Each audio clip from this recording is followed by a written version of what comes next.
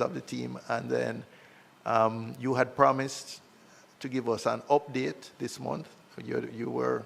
We'd spent some extensive time a month ago, 4 weeks ago, and you had promised us an update before the Christmas. So we look forward to you giving an overview on that, and both yourself and the director of ODPEM. As I understand, ODPEM has a sort of broad umbrella responsibility. So even the ministries, departments, agencies that may not be present, we would expect that we could hear from ODPEM, or ODPEM could field any questions in that regard. So over to you. Thank you so much, Chairman, members. And Chair, thank you for the opportunity for this follow-up to give an update to the country on how we are progressing. If I could introduce my team, Chair. I'm the PS in the Office of the Prime Minister. With me from OPM, Chief Technical Director Hemmings Allison. I have Brigadier Lloyd, seconded to the ministry as the CTD Defense. I have Colonel Price, who is a Principal Director, also seconded, assisting both with strategic initiatives and oversight of the continuity of governance and disaster role. From ODPEM, we have Commander Gale, the Director General, Michelle Edwards, the Senior Director Mitigation, Sophia Mitchell, Senior Director Preparedness. From NHT, because there was a question specifically for NHT, the Managing Director is here himself, Mr. Martin Miller, supported by Mr. Brian Saunders, Senior General Manager. From the JDF, we have Lieutenant Colonel Nadine Notice, as they assist significantly with the logistics and will be assisting with the rebuilding effort. Chair, members, the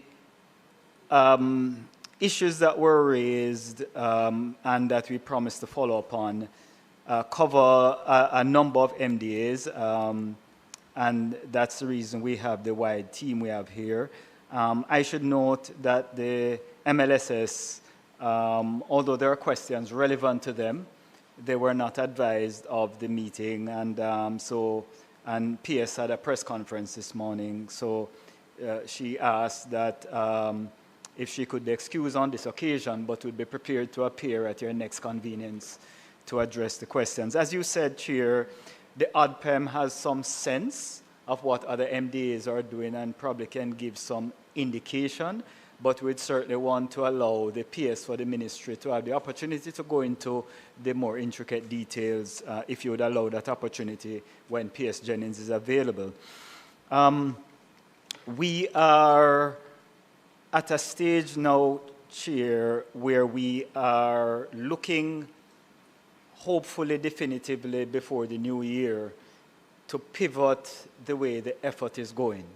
So as I would have mentioned the last time, we necessarily needed to use quick emergency type procedures to get relief to the country, heavily focused on food, because of course if people are hungry, they'll be less concerned about getting wet.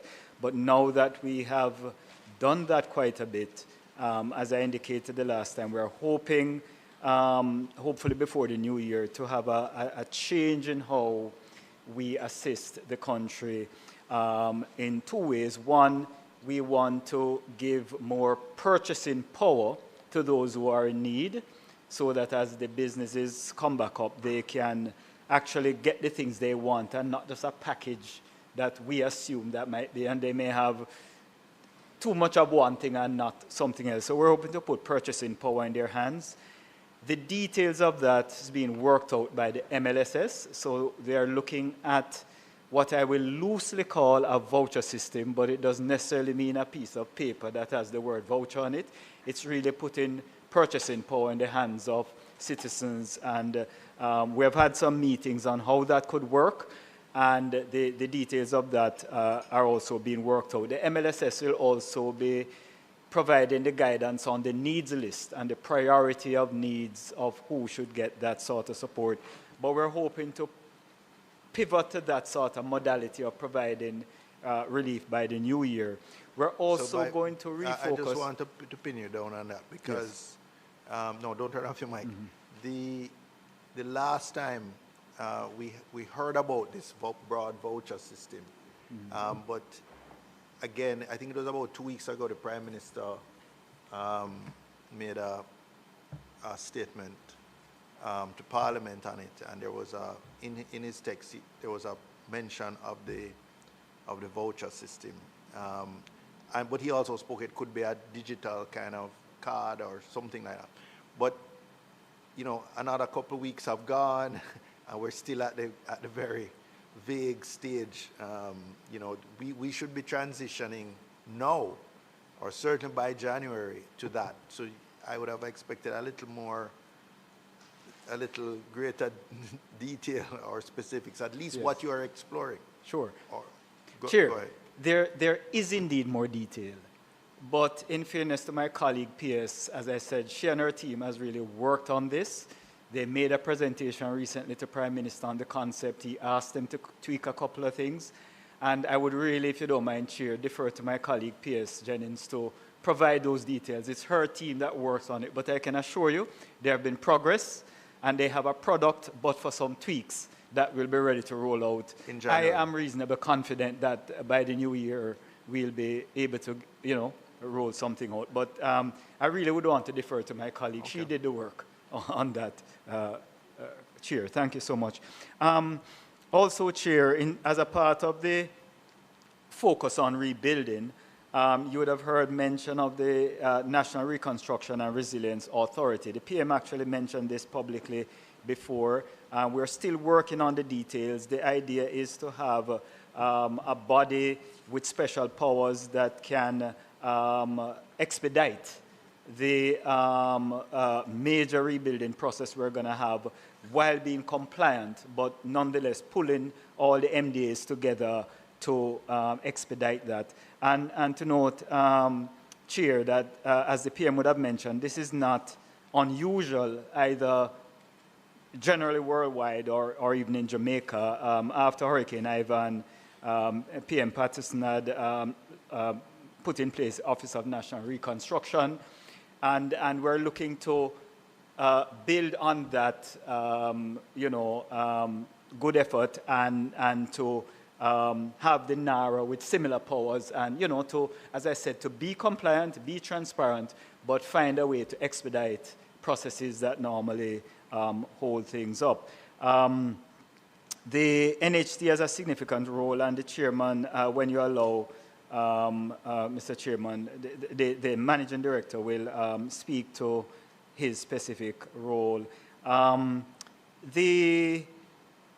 There is a concern about how much funds are being dedicated to the rebuilding process. There is some monies put in the supplementary budget, but in addition to that, and the Director General might elaborate when I hand over to him, approval has been given for the Support Jamaica funds, which is really getting close to $1 billion now, to be dedicated to roof repairs primarily and other initial part of the reconstruction effort. So those will be additional funds to what was put in the supplementary. There was also a question, Chair, which I'll address about the role of the members of Parliament. I'd like to say with that, Chair, that you may be minded to ask the Ministry of Local Government to give a little more detail on that. But what I can say is that the approach we have been taken is to engage the members of Parliament as much as we can. There are some members of Parliament that lean forward and ask about, support for their constituencies and other areas they're interested in. And generally speaking, I think we have been able to provide that support. And as you know, funding was provided just before Melissa and just after, right across the board for that. But as I said, I think the Ministry of Local Government might be able to give a little more detail as to how the the constituencies and the municipalities are engaged in the process. Just to remind you as well, Chair, that the National Natural Disaster and Recovery Fund that has the Caribbean Catastrophe Risk Insurance Funds and other contingency funds are now quite significant and are available as a part of the effort. So, Chair, unless you have any specific questions for me with the overview, I would love to hand over now to the Director General to go into some more specifics of some of the points raised and questions, and then if you would allow as well, Chair, after him, the Managing Director, NHC, to address the questions that are within his portfolio. But I remain available to address any issues that you may want to direct at me directly. Sure, thank you, PS. Commander, just in terms of your presentation, PS said that, you know, your office responds to MPs who lean forward. But could you address just an ongoing communication? Because while some MPs were more and some less affected, or their constituency, I think everybody has an interest in what is happening in their own constituency, not just those most severely affected, but those moderately affected and so on.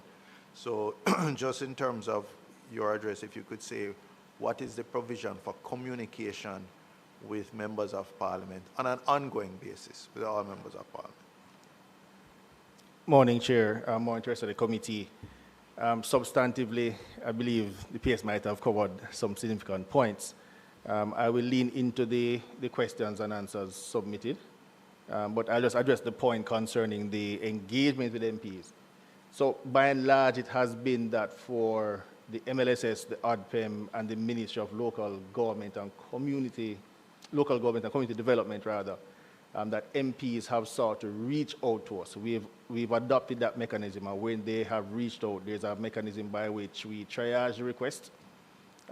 Once it is in keeping with the needs having been analyzed between our three parties. I wasn't so much talking about specific requests for assistance. I'm just but talking in terms of, keeping us abreast of what is going on. So, for example, I have sent hundreds of names and addresses of persons who had roof damage to the Ministry of Labour and Social Security. But I don't know what happens to that after. It just goes into our information black hole. And, you know, I really would appreciate hearing from the ministry, whether it's the Ministry of Labour and Social Security or ODPEM or somebody. Here's a newsletter. We've received applications or requests for assistance for 500 people. We have done our independent assessment of 300. We anticipate we will be able to help 100 in the next month. Something along those broad lines I'm speaking, not so much the particular request. Clear then. This clear my mind then. But so what I'll do, I'll seek to, cause when we have the HAC committee meetings, to kind of spin up that mechanism within the various agencies. What I can say, for example, within the ODPEM, once we get the request, we do respond, albeit, you know, there are multiplicity of requests, we do respond to the emails in that sort of a manner. Or, as the case might be in some instances, refer the requests to partner agencies who it will be more aligned with what they are doing versus what the ODPEM is doing. So that process is in place at the ODPEM. And I'll just see to the Humanitarian Assistance Committee to ensure that the other agencies are triaging the matters in a more timely manner. So I'll go from there. The pertinent to the matters in the submitted questions, what I'll indicate that as of today, some 101 emergency shelters remain active, currently across 7 parishes, with just 1,061 individuals being housed in those parishes. The parishes of St. Catherine and Clarendon have no persons in occupancy. Manchester, there's 1 shelter, 2 occupants. St. Elizabeth, 23 shelters, 191 persons housed. Westmoreland continues to be leading the pack in terms of the number of shelters and number of persons within shelters. So we currently have in Westmoreland some 32 shelters open with just about 522 persons being housed in shelters. St. James is the next largest holding with some 26 shelters activated and just about 135 persons in shelters. Trelawney is the only other, St. Elizabeth, 23 shelters, already mentioned that one. So St. Trelawney is the only other parish with over 100 persons within shelters, i.e. 7 shelters and 121 occupants. So work continues through the Ministry of Local Government and Community Development to triage those holdings, looking at the immediate shelter requirements and other matters to have persons relocated from the shelters. In response to the matters concerning the worst impacted housing and how many matters of tarpaulin, zinc, wood, and other such items, non-food items that have been distributed thus far.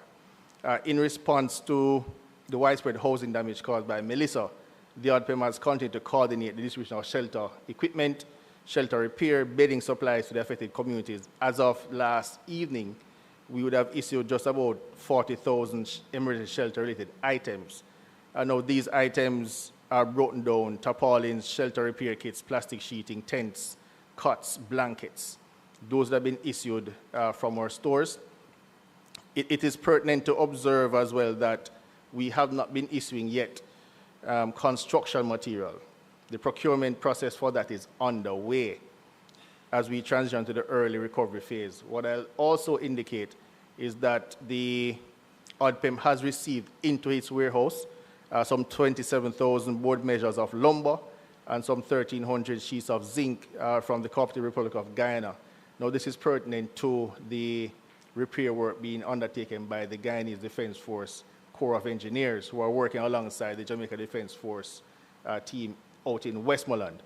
Now, there are ongoing discussions between the Jamaica Defense Force, the ODPEM, and several other militaries, to include Ethiopia, Rwanda, and Barbados, to have more engineer teams dispatched into Jamaica to assist with the repairing of roofs. The roofs that will be chosen for repair will be a direct outcome of the JH Dyna assessments now being conducted by the MLSS with their band of support in doing that on the ground. To date, they have done just about 40,000 assessments, and if we cast our minds back to the matter concerned, just about 90,000 households displayed. At the 40,000 level, we do have a critical mass of assessments done. So we are proceeding now at pace for the procurement, using the funds as mentioned earlier, i.e. those donated through Support Jamaica, to procure repair material. We are also prospecting, based on discussions between ourselves and JDF and the other teams, to have maybe just over 350 soldiers, engineer types, come into country to assist the JDF with laying out these repairs. Just a point of clarification. You said you are about to start to procure construction materials. The procurement process is underway. I'm just trying to understand the same. PS just said they want to move from giving out material in terms of the food packages he was talking about at that time to giving cash. Wouldn't it be much more efficient to,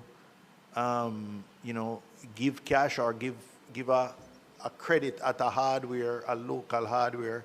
This would be putting back some, contributing to the economic activity in the community. There just seems to be a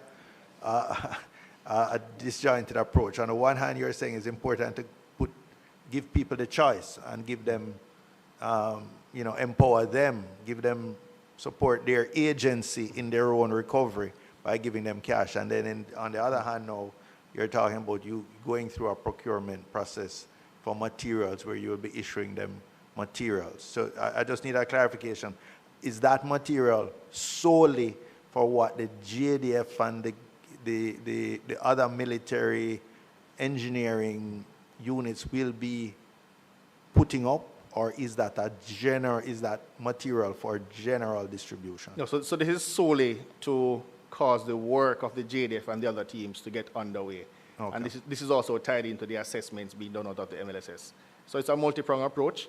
and the assessments will drive the issuing of grants, issuing of vouchers, and also to determine whose homes get repaired. So that's where we are with that particular. I know that answers the question. I just wanted that clarification, because it seemed at first a bit inconsistent. Thanks, Mr. Chair. So the work of the Guyanese has already started, and the team, so the materials I mentioned earlier, they are out at the forward operating base in St. Elizabeth, and the Guyanese team is now working out in the White House and Bluefields area. That work has commenced at good pace. Regarding matters of soup kitchens across the country, we have a food assistance working group. So we have just about 32 partners from across all sectors of government and also NGO teams on board, well, on the ground in Jamaica. They operate just about 3 central hubs, and they're utilizing just over 50 restaurants to make do in terms of kitchens or kitchenettes around the distribution pipeline. Overall, they're producing just about 100,000 meals per day at peak. We've had up to just about 125,000 meals in other instances. What the food assistance working group has been able to do is, over time, deliver food packages and hot meals, targeting just about 314,000 persons that benefit from that across 379 communities. In total, there have also been the delivery of another 112,000 food kits. These are large food kits lasting just about a week for a family of 4. Let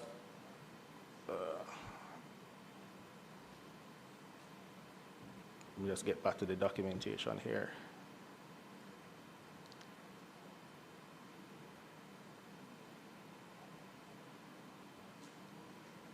So just over another 233,000 people have been affected or been benefiting from that process.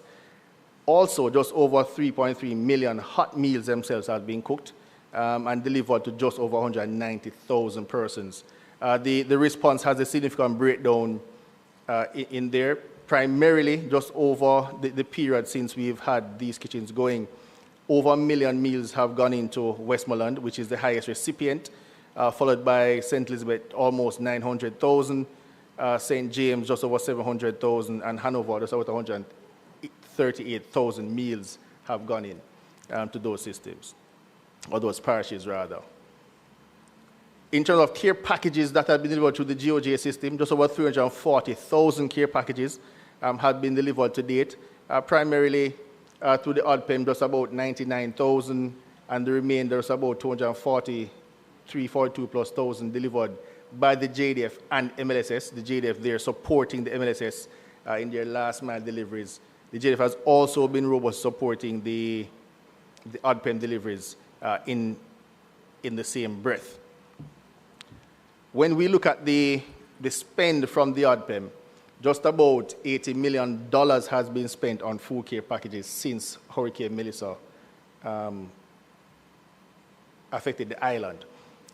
Just about another $50 million has been spent on haulage out of our large stores to get distribution to the last mile. What I'll indicate, though, the figure itself seems rather low. But if we cast our mind back to the days just before the hurricane hit and the days in the immediate passing, lots of our international partners would have been able to pledge, and ships would have been on their way here even before the hurricane affected us, and a lot of food items would have come in.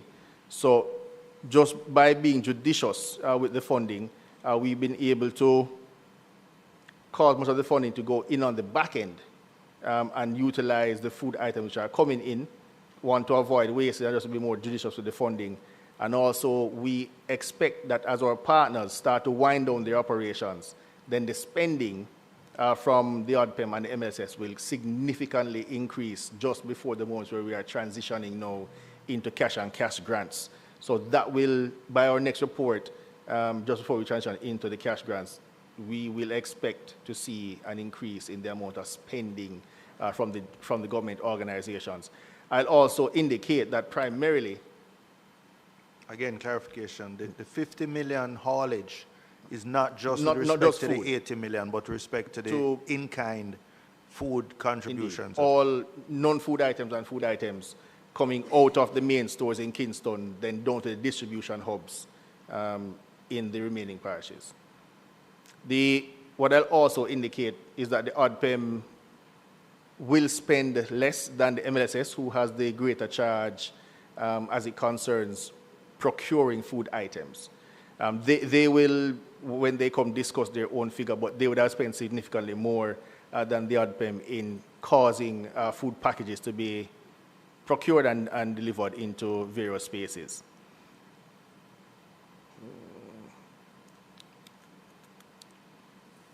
And I'll leave the comments there for now, Chair, pending your questions. All right, thank you, Commander. I believe you said the NHT. Yes, if you could, Chair.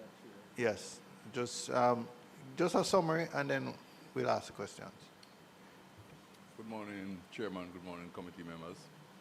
The question was asked, how many applications for grants we received. To date, we would have received 667. Just point the mic more directly at your, yes. Right. Yes, sorry. So to date, we would have received 667. Now, the grants are slow coming in, so what we have done is that we have split into several teams, and they are out there in the community. So we expect that we will see a significant increase over the next week or so. The other question was how many loans were applied for. Most of the customers that we're seeing, their indication is that they have no interest in the loan. Their preference is for a grant. So we would have received 7 applications for loans, which we are processing.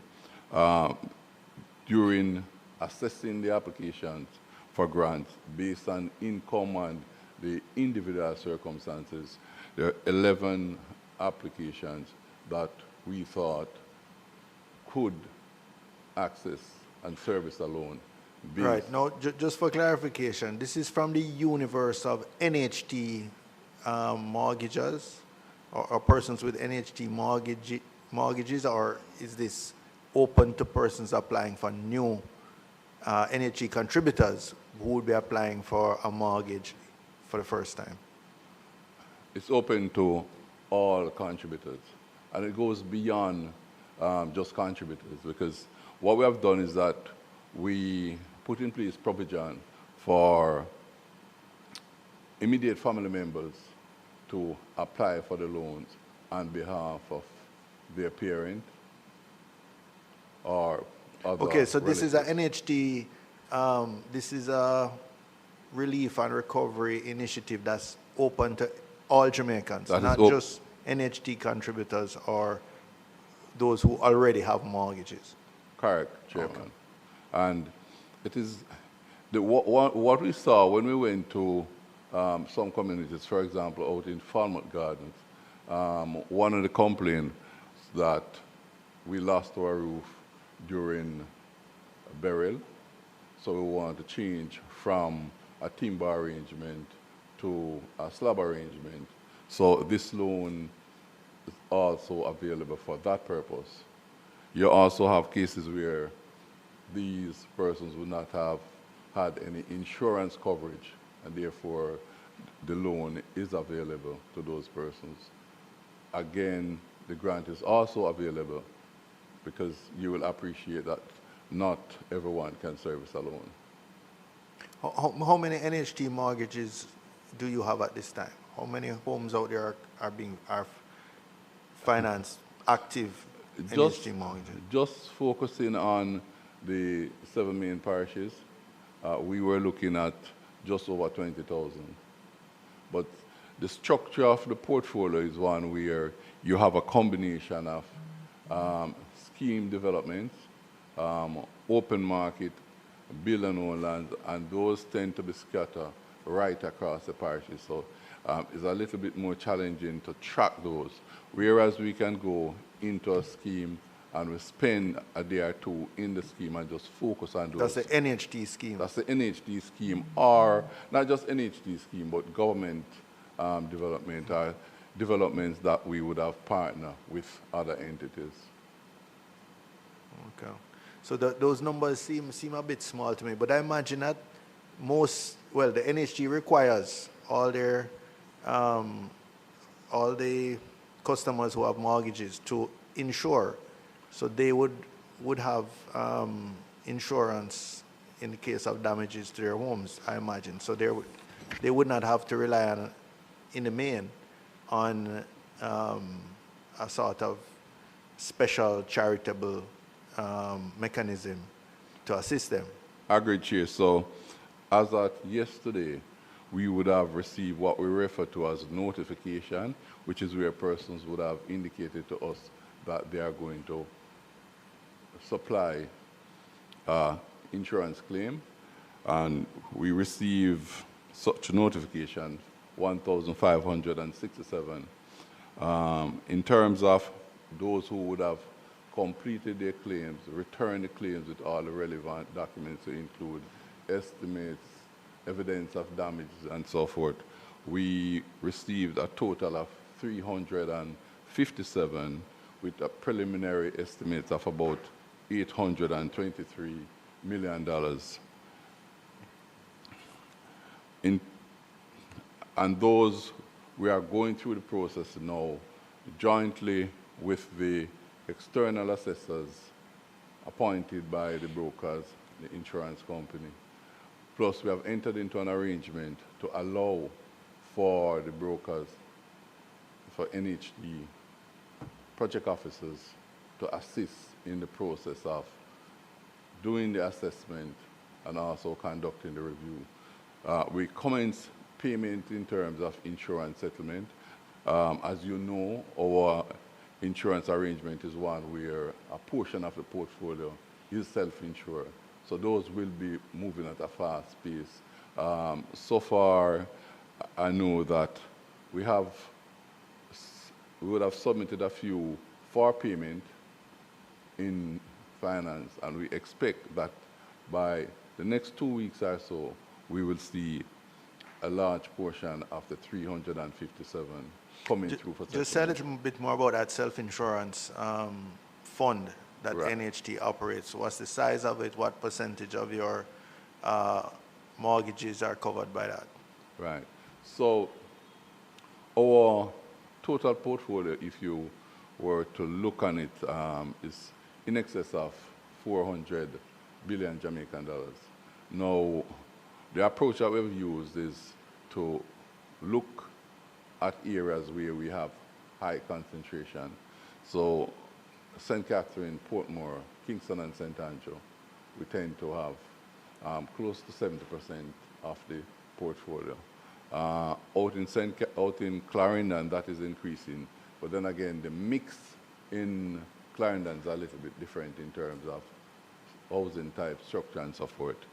The insurance arrangement is that for the first 40 million US dollars, that risk is carried by NHD. So what we have done is that we identify $40 million worth of US investment, put that in a pool, and then the next 300 is carried by the insurance company. So we'll clear the first 40 million US from NHD funding, and then any amount above that, we will then pull on the insurance company. So in terms of your group plan, that 40 million is like the deductible, so to speak. If you were to, if it was analogous to an individual, they have a deductible that the first $1 million or $500,000 or whatever of loss is borne by the insured.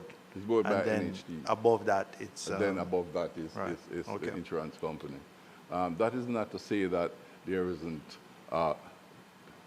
further deductible for the customer. And just to add, this arrangement of 40 million US would have helped us for, well, it's close to 20 years, maybe about 22 years or so. We started out at about 10 million and gradually we increased it. And that's one of the strategies that we have used to ensure that the insurance premium, the rates are... Because the higher the set at a certain deductible, level. the lower the premiums, the annual premiums. Yes, Chairman. Okay. All right. If there is nothing else that you want to, then I will now invite questions generally. I have one question which I will lead off with, but I ask members to indicate their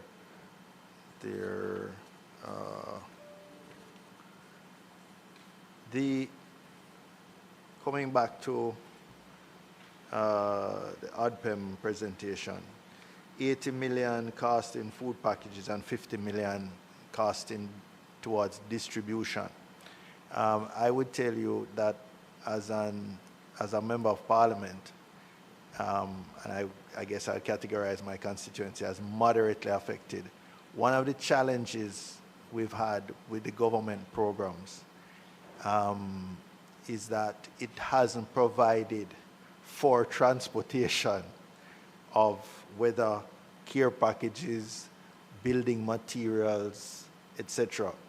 And I've tried to explain to the Ministry of Housing that when you say there's a grant for 100,000 to somebody, and let us say it is at a hardware in Mandeville, and the person, the beneficiary lives in Plowden, so that 100,000, well, a portion of it goes to GCT right away, so that reduces it to, 80-something thousand.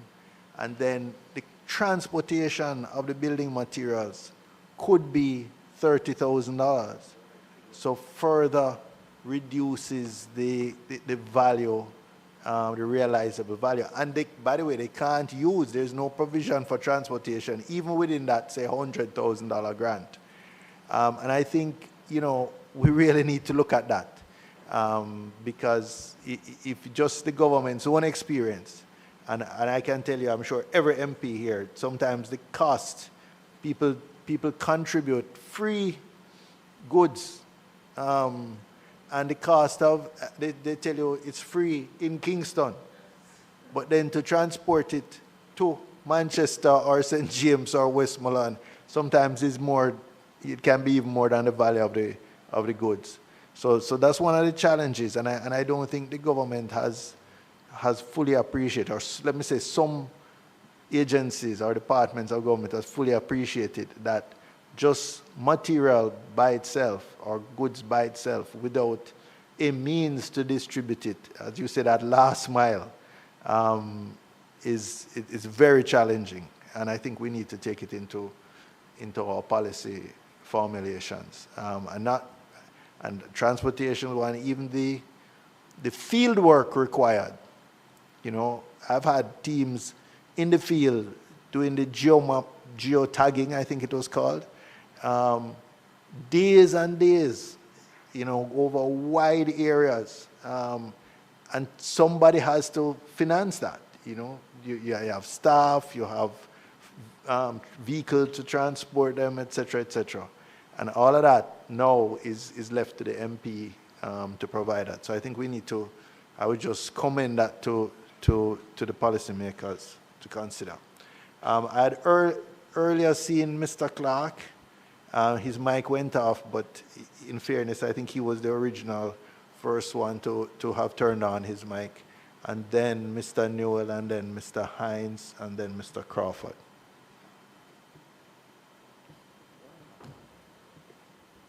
Go ahead. Go ahead now, Mr.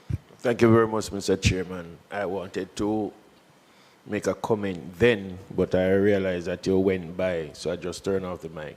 But in truth and in fact, Mr. Chairman, I share some of the sentiments that you're expressing. One, I want to go back to the comment made that it can either be cash or a digital card. At this time, Mr. Chairman, I would encourage us as best as possible, the government, not to go down the road of cash to the recipient, because, Mr. Chairman, that money at this time, even though it is slated to do repairs, I can tell you it will use as something else, and it will come right back at the feet of you as an MP and me as an MP to provide for the same thing that they would have gotten the money for. So I would suggest that they look at going, whether they are going to find a small hardware within the communities, and make the funds available to them and it distributed to the people. Also, Mr. Chairman, we understand that we are in the state of devastation, and so for the building material that is going to be dispersed to persons who are to receive it, that the government find a way to remove the GCT so you get more out of the dollar. As it relates to the transportation, I don't know how well we can work that. But the government can remove the GCT on that amount. So it gives the dollar a greater value. Thank you. It's a good suggestion, but it's now not accommodated by the Ministry of Housing. What they actually do is that they don't transfer the GCT component to the hardwares. They just give them a certificate to acknowledge that they've, like a credit for, as part of their returns to the General Consumption Tax Commissioner, but they don't actually remit that cash to the hardware. So if this hardware is to supply 4 million, what they get is 4 million less the GCT, but the GCT is taken into account in the 4 million that's allocated to the constituency. All right, Mr. Newell. Thank you, Chairman. Good morning, PS and team. Just a few questions. So I'm seeing 1,061 occupants still in shelters, and based on the supplementary estimates, we're purchasing a number of containerized units.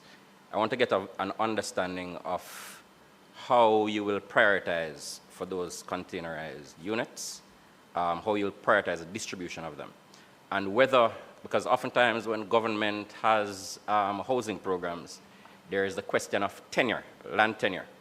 And I know, for example, the social housing program requires you to either have title or permission from someone with title. But the reality in Westmoreland, as we have been told, is that, and St. Elizabeth, is that a lot of people there are not owners of the land or don't have title readily. So I want to get an understanding of that. That's one. Second question is for the National Housing Trust. Well, the next set of questions. The housing grant, $500,000. What is the deadline for application, and what is the budget internally for that program? I imagine you would have some limitations in terms of how much you're prepared to disburse. Have you noted any change in, and it's based on an ongoing discussion we've been having about electricity, have you noticed any change in applications for your solar loans since the Hurricane Melissa? And similarly, did you notice any uptick post-burial? If you don't have the answers now, you could share with us.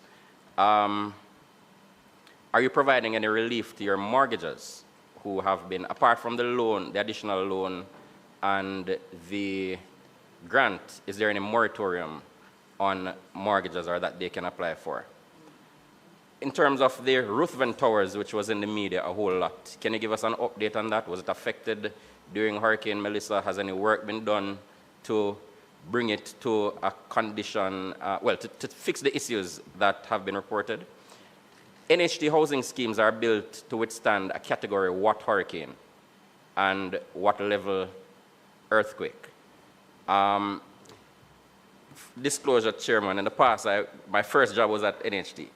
And I recall when this whole business of risk management became popular in Jamaica, NHT trained a staff member and hired as a risk manager, which was one of the first entities that I was familiar with that did that. Climate change is now an existential issue, crisis. Do you have any climate expert on staff? and are these things considered when you are building a housing unit? Final question relates to your capital budget. In the supplementary, a number of agencies, executive agencies, a number of public bodies were spending below what they had budgeted in terms of capital. Is NHD one such body? And if it is, what are the steps NHD is putting in place to correct this? Because even though my senior will tell me I cannot speak to my constituency, I have the housing demand survey, the NHD housing demand survey for St. Mary. I suspect I can speak for the parish.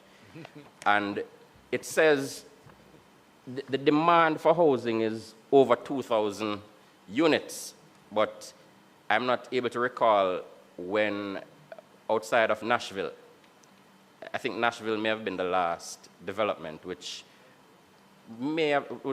was a dent in terms of the demand for housing in the parish.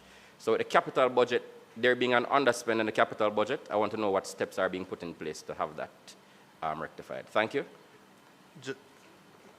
PS, you want to address it? Thank you, Chair. I just want to comment on the first question, if I may, member, and then I hand over to NHT. So with respect to how prioritization will be done for the rapid construction units specifically and other aspects of the rebuilding process, MLSS was specifically asked to lead the assessment and then based on their experience in that area to make recommendations. Certainly, there'd be an interest as far as I'm aware that they would want to look at the most vulnerable, most vulnerable and badly affected. So you're probably talking about the elderly, disabled, the people that they would normally be concerned about who are also affected.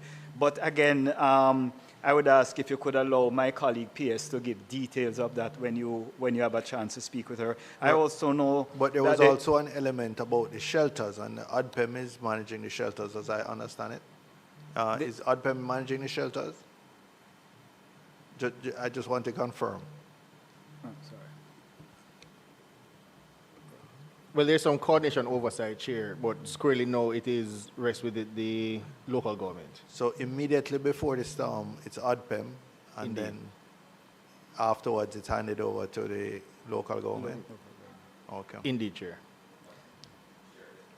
So I guess what I understood, part of what I understood Mr. Newell to be asking is, in order to get these 1,000-odd persons out of what is typically schools, to allow schools, if there would be some prioritization of those persons in the access to these to this new.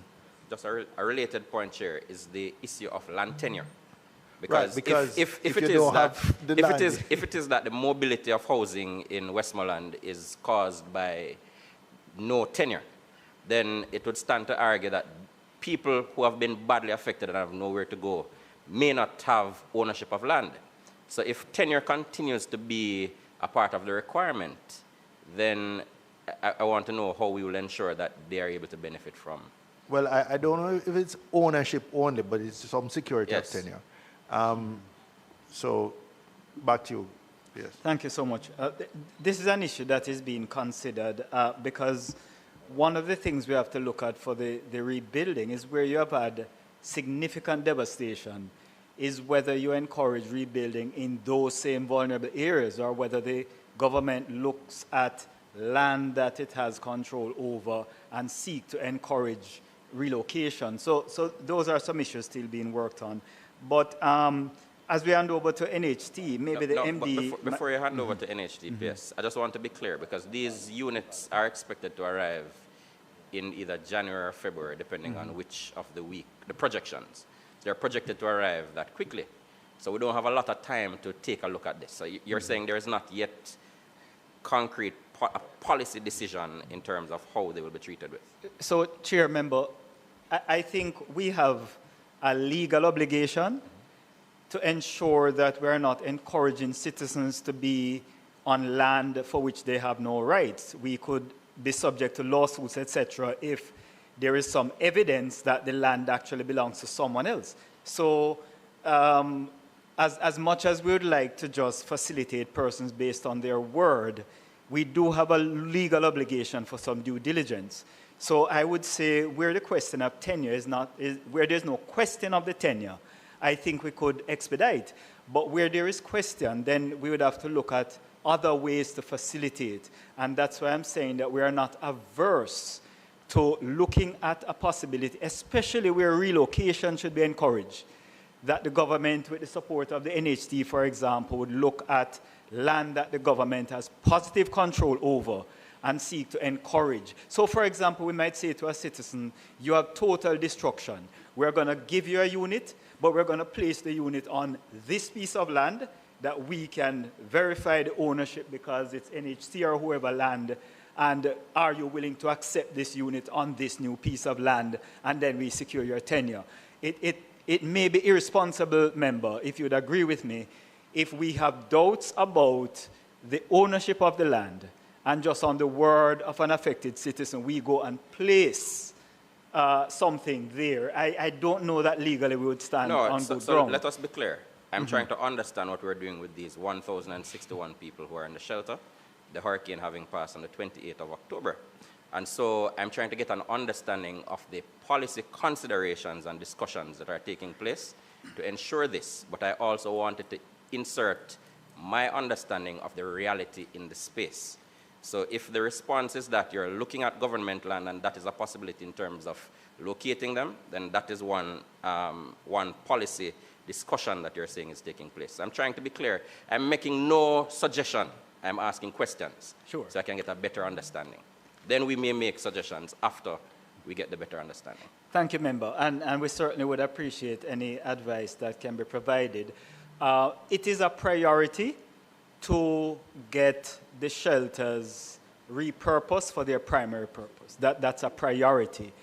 And where there are clear-cut cases that we can relocate people and get people out of the shelters, that will be dealt with.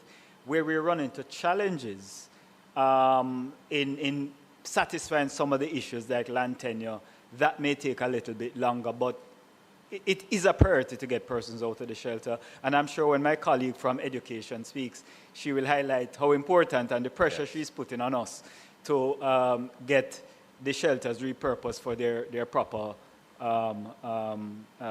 dedicated purpose. Final follow-up, Chairman, and I'll leave it after.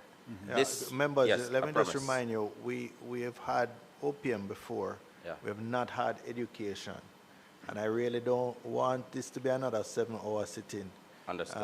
So I want to quickly remember this was an update largely from opium and ODPEM. I would like to leave substantial time for education, and I don't plan to go beyond lunch, which is 1 o'clock. So I won't be long, Chairman. Just it's a quick follow-up. So just I'm asking you to be economic with the number of questions and also the length of the questions. In terms of in terms of your future updates, PS, when do you think you will be able to tell us what the plan is, the concrete plan for this 1,061? Hopefully, by then it will be a much reduced number. Thank you. All right, so we will get back. Thank you. Mr. Miller, could you put up, no, you have to press for a request on your mic. Just as you respond to Mr. Newell's questions, I just put a rider that you mentioned about converting zinc and lumber to decked roof. As I can't sit here as a trained engineer and not warn about you might be solving one problem and creating another one, because most zinc and lumber roof houses do not have the walls needed to bear the additional load. So you might be making them stronger for hurricane and making them more vulnerable to earthquake.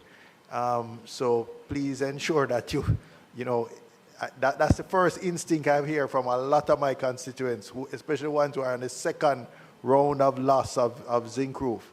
But a house that was not constructed or designed to bear the additional load of a deck roof or slab you're putting them at serious risk in terms of earthquake. But go ahead. All right. And thanks to the chairman. And let me assure you that a part of our assessment will include us satisfying ourselves that we have taken. That the structure can bear that additional load, or that additional stiffeners are put in, etc. Yes, so they're part of it. So I may have missed some of the questions, and I rely on my colleague here to assist. But I'll start out with the deadline as it relates to the grants. And we are looking at by January 31st, but that is not to say that we are not prepared to extend. We have a deadline for applications for insurance. What we tend to do is to look at that point, because some of these things are set based on policy, and then we ask for an extension depending on what the realities are. The expenditure, in the first place, we are looking at about $1.2 billion.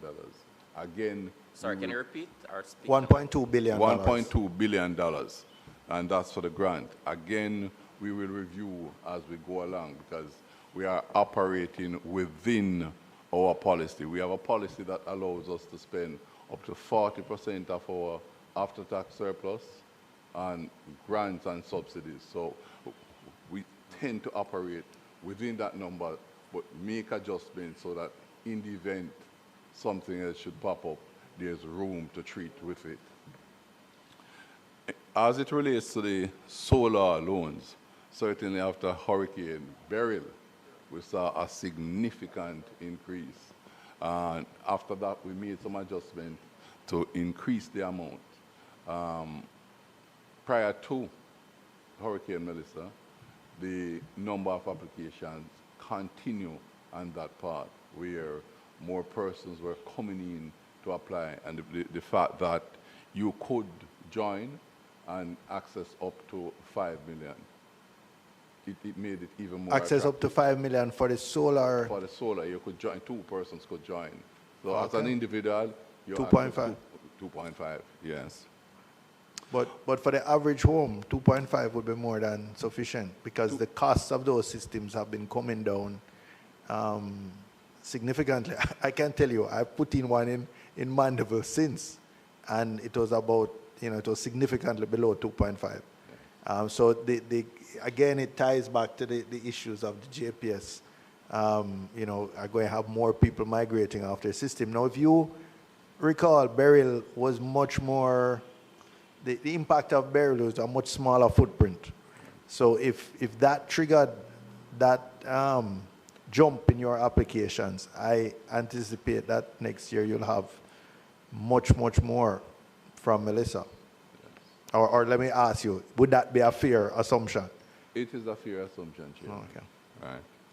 Right. As it relates to moratorium, not just those mortgages were affected, but one of the first things that was done, that NHD offered 6 months moratorium to all mortgages in the 7 worst affected parishes.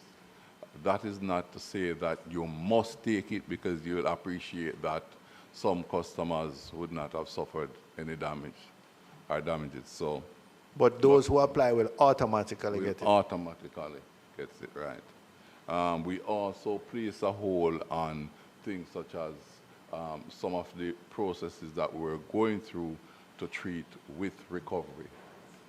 So you're not going to foreclose on anyone during this period? No, and unless for us to do that, it would have to be an exception. It has to be a situation where the properties are private treaty on the market for the longest while, the owner shows absolutely no interest, would have given us a clear indication to proceed.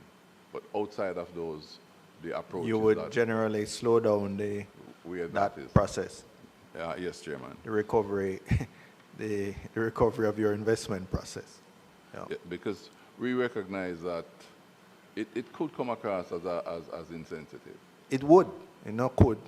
It would come across if in the middle of this you survive Melissa and then you're turning the people out of the sound house and creating more pressure on the system. So I think it is very appropriate to put a moratorium on many of those activities, especially in those areas I'm talking about, the hardest hit areas. Yes, Chairman. On the matter of Rutland Towers, we are happy to report that there were no flooding. There are still some outstanding matters that we are working through, but those are items such as the completion of the swimming pool and some areas which we are working through. We are going through the design and the procurement process for those. So we have not forgotten about that, and those will be treated with in the shortest possible time. If I've missed anything. Capital budget, category hurricane and earthquake, you design and build with in mind, and whether you have a climate change Of course, that would only apply to the NHT schemes, because the owner, the person who build on their own land or acquires a private home, they would not pay. So the question was, what NHT schemes are designed to withstand what category hurricane? Okay. And earthquake. And yeah, what level? I turn over to technical. Member, the building code is what generally obtains in terms of determining the category to which you designed for. Currently, the building code allows for, requires that you design for wind speeds 155 miles per hour, which is where a category 5 starts. But generally, the allowances in designs by engineer allow for a tolerance that may see you exceeding 155, but the earthquake-wise, it is also for a Cat 6, magnitude 6 earthquake. So the building code is really what determines the extent to what the designs are. Hold on. You said Cat 6. You mean on the Richter scale? Yes, magnitude 6, sorry. On the Richter scale? Right. Okay. So there's no... Okay, so you don't have a policy that builds on it or that requires a design for a higher wind speed. You just go with what the building code provides. Well, generally in doing designs, the engineer, based on... There's a trade-off between the cost and how sturdy you design the house. Now, traditionally, 155 miles an hour was considered very adequate. Right, but there are changes now. But now with the climate change and stuff, these things I think need to be so I just wanted to find out, Chairman, whether they're having any internal policy discussions about, because I suspect that's a bare minimum in terms of the requirement of the building code. No, 155 mile an hour is a pretty robust standard. It's a pretty robust standard. But as I said, with what we're seeing now, we may have to update those standards. So I don't think you should pressure the NHT too much, because those standards will be coming from. Point of order? I understand my colleague and I share his sentiment, but at the same time, PAAC is designed for certain questions. We're going over into infrastructure now. I accept. We're straying outside of our mandate. You asked for what was the capital budget? No, I asked whether they were meeting or behind what they had budgeted in terms of capital budget. In terms of the normal budgeting process, are you meeting your budgeted disbursements for building and funding mortgages? Yes, Mr. Chairman, and the answer to that is that we're running behind. No, and that's one of the reasons why you may see us having a large cash built up. But we expect, based on the contractual arrangements that we are in, that we will catch up down the road. But as you know, with construction, various things happen.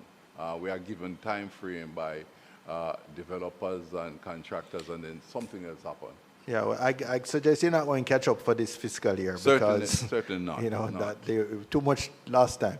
All right, Mr. Hines, and then finally Mr. Crawford. Oh, Mr. Hines, Mr. Crawford. Remember, I know you have special interest in education. So I'm at the Prime Minister's office now. No, Chairman, I just want to start with NHT. I didn't understand fully if the insurance is for the loan amount or is it for the total unit? Is the insurance to cover the value of the home? the question is whether it's a mortgage insurance, whether the NHT's insurance only covers the exposure to the extent of their mortgage, or if it exposes to the replacement value of the home. Yes. The replacement value, Mr. Chairman. But where you can have a challenge is that the initial coverage could be for the unit that you purchase, let's say for argument's sake, at $15 million, but the customer chooses to expand. And although we encourage for valuation to be done on a regular basis and for the information to be provided to us, if it is not, then you could find a situation where there's some element level of undercover. So if they had stayed with the original unit that NHT financed, does the NHT adjust the replacement value periodically just to reflect inflation? Yes, we do. Okay. Okay. Go ahead, Mr. Crawford. All right. Secondly, to the NHT, I understand you said there's a moratorium for the 7 major affected parishes. However, housing is a more of an individual situation. So if there's proof of impact outside of the 7, does that person qualify automatically too? If there's in St. Catherine or in St. Mary, there's proof of impact. Yes, Chairman. The provision is there. It's just for that customer to indicate to the NHT and the moratorium. And they can access it. Yes. All right. Thank you. Thank you very much. Mention was made from ODPM about food kits. Are these food kits a fixed, constant food kit, or it varies depending on time? Meaning the inputs of the food kit. So the food kits from I mentioned there are about 32 partners in the food assistance working group. So there will be variances in the food kits, but generally how the partners provision them, it's to last for a week, 7 days, a family of 4. So each partner would put what they have available to them in the food kit? Indeed. Is there an example we can get of what a food kit would include? I could give some items offhand. So I don't want to, I don't have a list on me. right. Let's put it that way. So these food kits for 7 days, how many meals per day is it estimating? 1 meal per day, 2 meals per day, 3 meals per day? Based on what I'm tracking, it's 2 meals per day for the 7 days. So we are estimating that these packages are capable to do 4 persons 56 times 2 meals. meals, 56 meals. That would be the math. I would submit that none of these packages can do 56 meals that we have seen, but okay. When is the targeted end date for shelter stay? So the target, as the Ministry of Local Government and Community Development is looking at it now, is quite possibly the end of this year. December 31st. Yes, but I'd rather leave it to that ministry to give more detail on the exact plan. Well, the Ministry of Education, since most of these shelters are schools, the Ministry of Education could probably help with that. No, well, the Ministry of Education can only speak to when they would hope, but they would have no Well, input on I'm the assuming target. they're in communication with the Ministry of Labor and Social Security. Well, it's an important question, Chairman, because we'd have to understand what are the plans for the persons still in shelters. Can anyone from Labor assist? No? I mean from Education, sorry, assist? No, okay. All right, continue. And can anybody from the Office of the Prime Minister assist? Okay, they'll get please ask them just to send that information. They will send that information. All right. Which will be circulated, not for our next year meeting, you know. Send it this week so that it can be circulated. Yeah, December 31st will come before our Yes, next that's what I'm meeting. saying. We want it to be sent to us this week. What's the targeted date to shift to vouchers?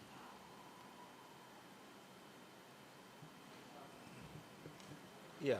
Again, as I said before, Chair, from a policy directive, we're hoping to close it out by the end of the year, but I really would ask to defer to my colleague PS. So the PS had answered that already MLS. as January, but as that was his best understanding, but he had deferred. All right.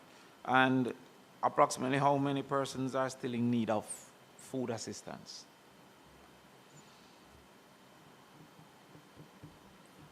That's a working number now. We're tracking just about 80,000 that would need constant replenishment. Those are numbers we're tracking. The numbers are going down on a daily basis as access has opened up. Light is coming back into the spaces. Persons have access to cash. Persons also have access to pipe water, so that assistance level is dropping. The general rhetoric in alternative spaces now is that they do have enough food supply, but we are continuing to supply into the harder hit areas until we transition. So these are the persons most likely to benefit from the voucher system, these 80,000? Well, the prescriptive to the needs assessments, I would hazard that they are coming together in the same vein based on what I've been able to see. So these are the likely beneficiaries from the food vouchers. I presume there's a food voucher and a housing voucher that is different. Was that our understanding? Yes, it's the Yes. MLSS is doing the vouchers for the Prospectively, ongoing. cash grants and building grants will be a very separate thing in nature. What's the projected value that you're putting per voucher? What is your estimated value per voucher? I would, again, what I want to do is leave that work which is being done prescriptively now by the Ministry of Labour and Social Security. They're working those figures out based on what they're seeing on the ground through their assessments. Is there an overall budget for vouchers? Allocation for vouchers? Not within the OPM. All right. Have we established a fair way for partners, for example, shops, etc.? Is there a method of selection for these voucher partners? In other words, where they could be surrendered, where the vouchers can be utilized. I think I understand the question, Chair. But again, I think you don't it might have be that prudent detail. to They cause for won't have MLSS the to answer detail that. for the voucher system That will come from... from MLSS. All right. So we will call MLSS. Yeah, well, they were supposed to have come today, So but we got, yeah. so we will submit those questions. Right, but we will ask them to respond in writing since they weren't able to come today. All right. Do we have information about the expected end dates for our NGO partners' participation? One entity has indicated a possible end date, and we are currently in discussions with the Humanitarian Assistance Committee to see how best we can fill the gap as that partner moves out. They have made submissions to remain longer, so we are waiting the outcomes of those discussions to see if they will be leaving as they had indicated. All right, since I have the responsibility to manage the time, just final. I didn't see Ms. Birchall, but please go ahead. Me? Oh, Yeah. Thank you. I'll be quick. Commander or PS, could you say what objective criteria were used to settle on a compound town being prioritized over other constituencies and areas, such as just on the border at South St. James, where Niagara Garlands, for example. Niagara Garlands, where we've experienced catastrophic housing loss. Given that the Accompong Maroons have indicated that they have the wherewithal to get the work done, but they require just the material, can you say why the government seems to be obsessed with still insisting on going into a compound and not redirecting those well-needed resources to other constituencies that really need it? You mentioned St. James, for example, having well over 100 and odd. I see Mr. Morris muscling up. He'll have an opportunity. I don't want us get into Garlands versus a compound. Exactly. This is really, this is... come on, no, you...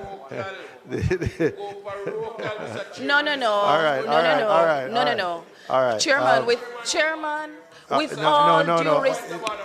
No, please, Mr. Clark, I'm already on it as chairman. I recognize. I have recognized.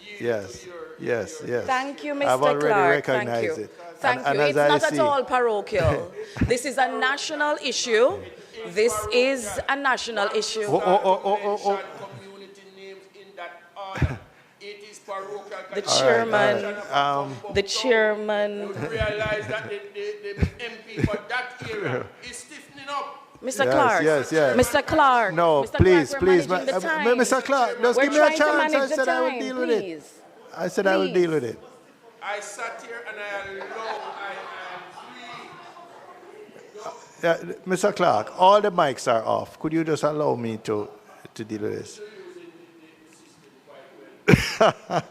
Yes, I've been on the other side of it enough to study it.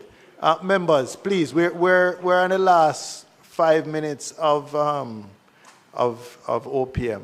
I don't want us to get into an Akampang versus Garlands or Niagara kind of debate. So I'm going to rule that question out of order. Do you have any other questions that are not so parochial? And this was the final question. We're not taking anything from Akampang, Mr. Morris. You've been provoked into action. Please don't take the provocation. Just turn on mic. We're moving away from this.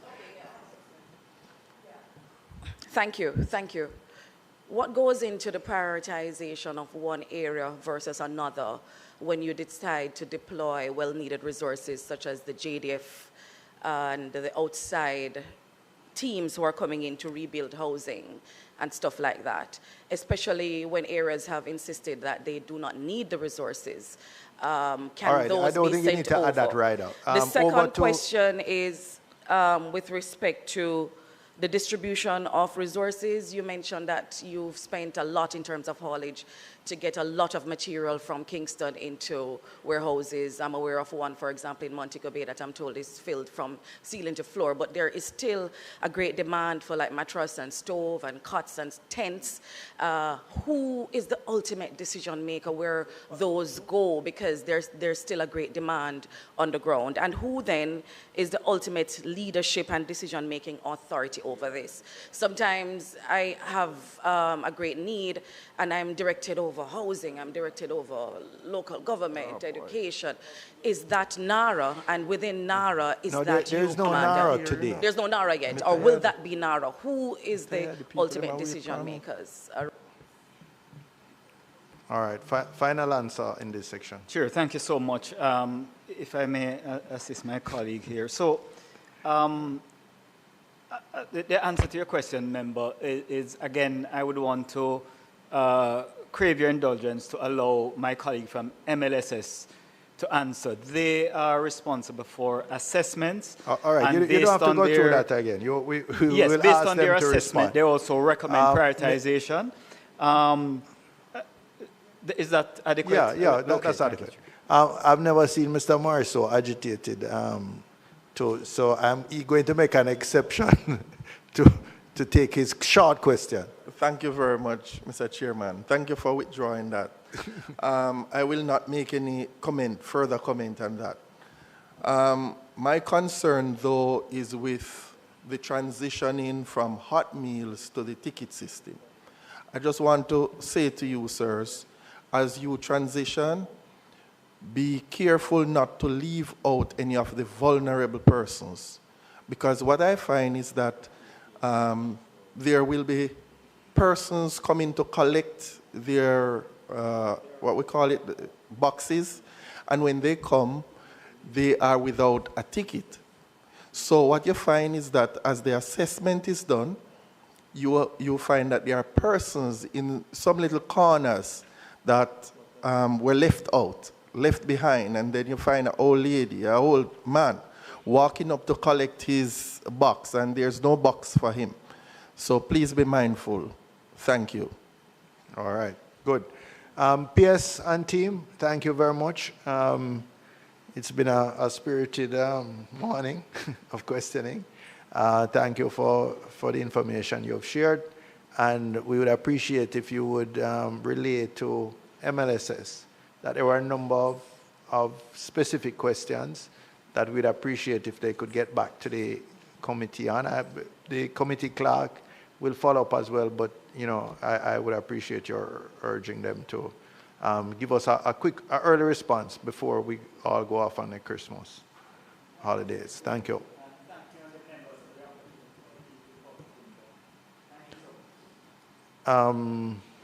PS Troop, I don't know if you want to remain where you are or you'd like to come closer to the chair. If you,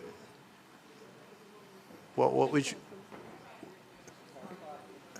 all right, you're fine where you are. Okay. And that will help us move more quickly. So I think this is your first time attending this committee meeting, certainly in this year. For this financial year. And just to tell you how we've been proceeding, this is specific to the Hurricane Melissa recovery. And if I would invite you to start by taking 3 or 4 minutes to just give an overview of what you have provided in writing, I think is tabled, so you don't need to repeat everything in your submission, but just the highlights. Spend 3 or 4 minutes highlighting, the overall impact and where you are in terms of recovery, and then we would quickly transition into a question and answer with the members. So over to you. Thank you, Chair. Good morning, everyone. I'm joined by the technical team from the Ministry of Education. To my right, Chair, we have the Chief Education Officer acting, Ms. Thomas Gale. We have Latoya Garte from the National Education Trust. She is the Executive Director. Right behind her, I have the Deputy Chief Education Officer, Vivian Johnson, and she's the head of our planning division, which includes our education planning unit. Very important to the process. We have Mr. Kerry Brown, who is the Director of Technical Services in the ministry, looking mostly for our maintenance and small projects. Right beside him, we have a member of his team, Mr. Leonard Jackson from the Technical Services Unit. And to my left, I have my Principal Finance Officer, Mr. Richard DePass. So that's the team. So, Chair and members, I'm happy to report that the education system has been a real beacon of hope for our education system locally here in Jamaica and for the region. We have learned a lot from COVID, and because of that, the resilience we built out then has served us well as we navigate this new demand on the system. As you're aware, we have a national disaster that has impacted education, and part of that means the Ministry of Education has to put a plan in place. In times like these, what we define as our framework is the Education in Emergencies Response Plan, and that is something that is used right across the globe in times like these. When we have humanitarian crises, when we have national disasters, you effect your Education in Emergencies plan. So coming out of COVID, we were able to design that framework with a number of other guiding manuals. How do we reopen schools in a pandemic? How do we reopen schools in a disaster, etc.? How do we operate schools in a time like this? And we have the modalities outlined to our schools, and as it is, when the hurricane came, as we were going through it, God would have it that the team were able to caucus and we resurrected the COVID plans, and we made sure to do the modification very quickly and to activate the teams. So we had to activate the lead teams for operation, we had to activate the lead team for psychosocial, we had to activate the building teams, etc., etc. So the good thing, colleagues, the knowledge of going through a situation like this resides in the ministry, and I can boast about the fact that the members are still here in the ministry. So it wasn't difficult to get the team going, and we had frameworks to guide us. So we were quickly able to issue our instructions for schools to close, to hand over our schools. Under the National Disaster Risk Management Act, there was a declaration for the disaster, and so we handed over the schools to the shelter managers to prepare for the passage of the hurricane. As you know, our schools are part of the shelter and response and relief strategy in the country. 881 of our schools are a part of that network of support. And as you have seen from our report, Chair, not all those sites were activated. Many of them were, and I can say we only have 55 that are active shelters now. That data that you have there is a little dated. We got information this morning from the Ministry of Local Government, which indicates that only 55 of our schools are still active, with only 795 shelters in those shelters. So we are getting there, and we have the assurance from the Ministry of Local Government that those shelters will be decommissioned in December, at the 31st of December, or by the 31st of December. So we should have the property fully at our disposal in January. That's the question we were asking you to help with earlier. No, we only have the assurance. Okay, I can only speak to, because I'm not responsible for that area, as you know. But we work together, and we do understand. They have assured you that by the end of December? They have assured us by December 31st that they will decommission the shelters. Notwithstanding, we work with them, and we understand as a government, as a country, what is happening to our people, and so our principals have been working with them. We do have the challenges on the ground. I would like to share with Jamaica also that coming out of COVID, there's a lot of learning on the ground, and we have seen a very high interest, Chair, in our principals wanting schools to resume. Because that's the purpose of the plan, is for learning continuity and emotional recovery. Once you're dealing with education and emergencies, those are the two goals you focus on. But unlike COVID, we see a very high interest. So it's really ground up that is driving what is happening, bearing in mind that the knowledge resides with the principals as it relates to how do we operate at a time such as this. And so we have been really, really grateful for what we have seen. And I want to publicly state that I am proud of our principals and our teachers who have turned up and showed up for our children. I remember going out there myself in the early relief stage, visiting schools and seeing our principals on the site. And we were able to move into cleanup immediately because persons understand what is important. The students need to connect. They need to be in a safe space. Because the longer they're out there, the greater the risk, right, of other things happening to them, bearing in mind that the parents are distracted by what's happening to them emotionally and physically and otherwise. And so there was this urgent need, and so our principals got into motion very quickly to ensure that we could clean up our school environments, and that initiated the early release of the cleanup grants that we were able to provide to our school, up to $1 million per school, based on what we observed in them reporting to us the extent of the damage, and our assessors going out, which is our building team members going out into the field.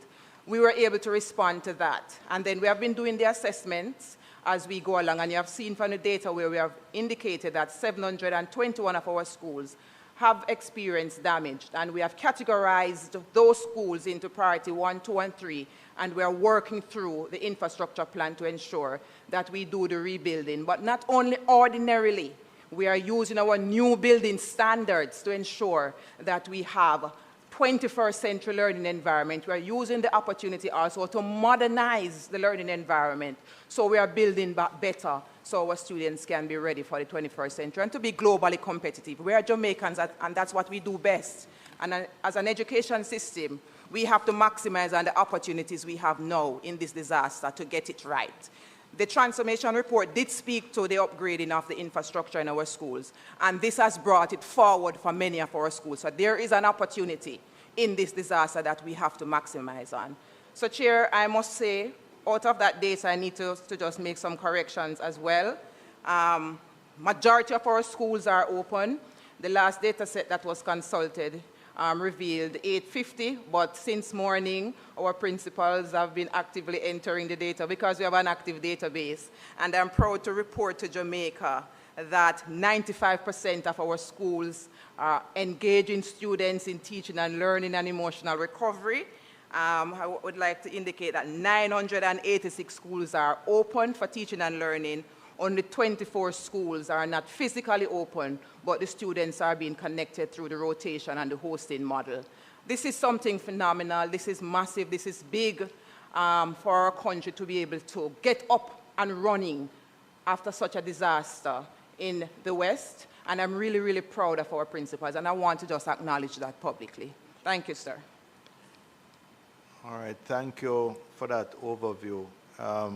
I'm going to just ask for a clarification, that I'm going to open the floor. You said 986 out of 1,010 yes, total are open and engaging students, but I happen to know that some schools, Monroe College, for example, they are open, but not for every grade. And that is why I said... What I want to know is, do you include those that are part open, those who are engaging using distant remote learning? All of that is in the 986? Right, Chair, because those are the modalities of learning. So there are schedules of learning Can you just separate the ones that are operating fully face-to-face? Of that 986, all right, how many are operating all grades face-to-face? Right, so we will consult the database, but we have to remember, colleagues, we are in a humanitarian crisis. No, man, I'm not criticizing, no, you know. I know. I'm just making don't the get point. defensive. I just want the data.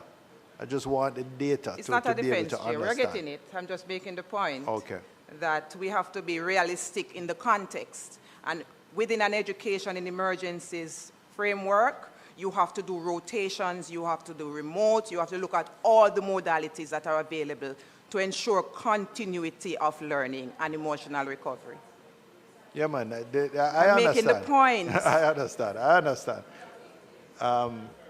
Thank you. Okay, I see Mr. Crawford, I see Mr. Newell, I see Mr. Clark, I see Mr. Morris in that order.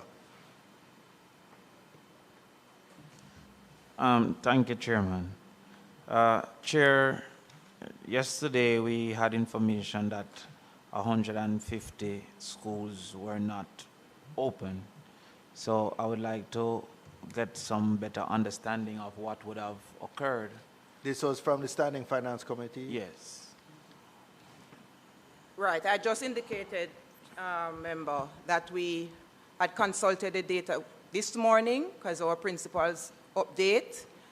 It's a live database. Likewise, we got to ADPEM this morning to verify again the shelter data. They submitted a latest report to us which indicate there's a decline in the number. So it is a live database.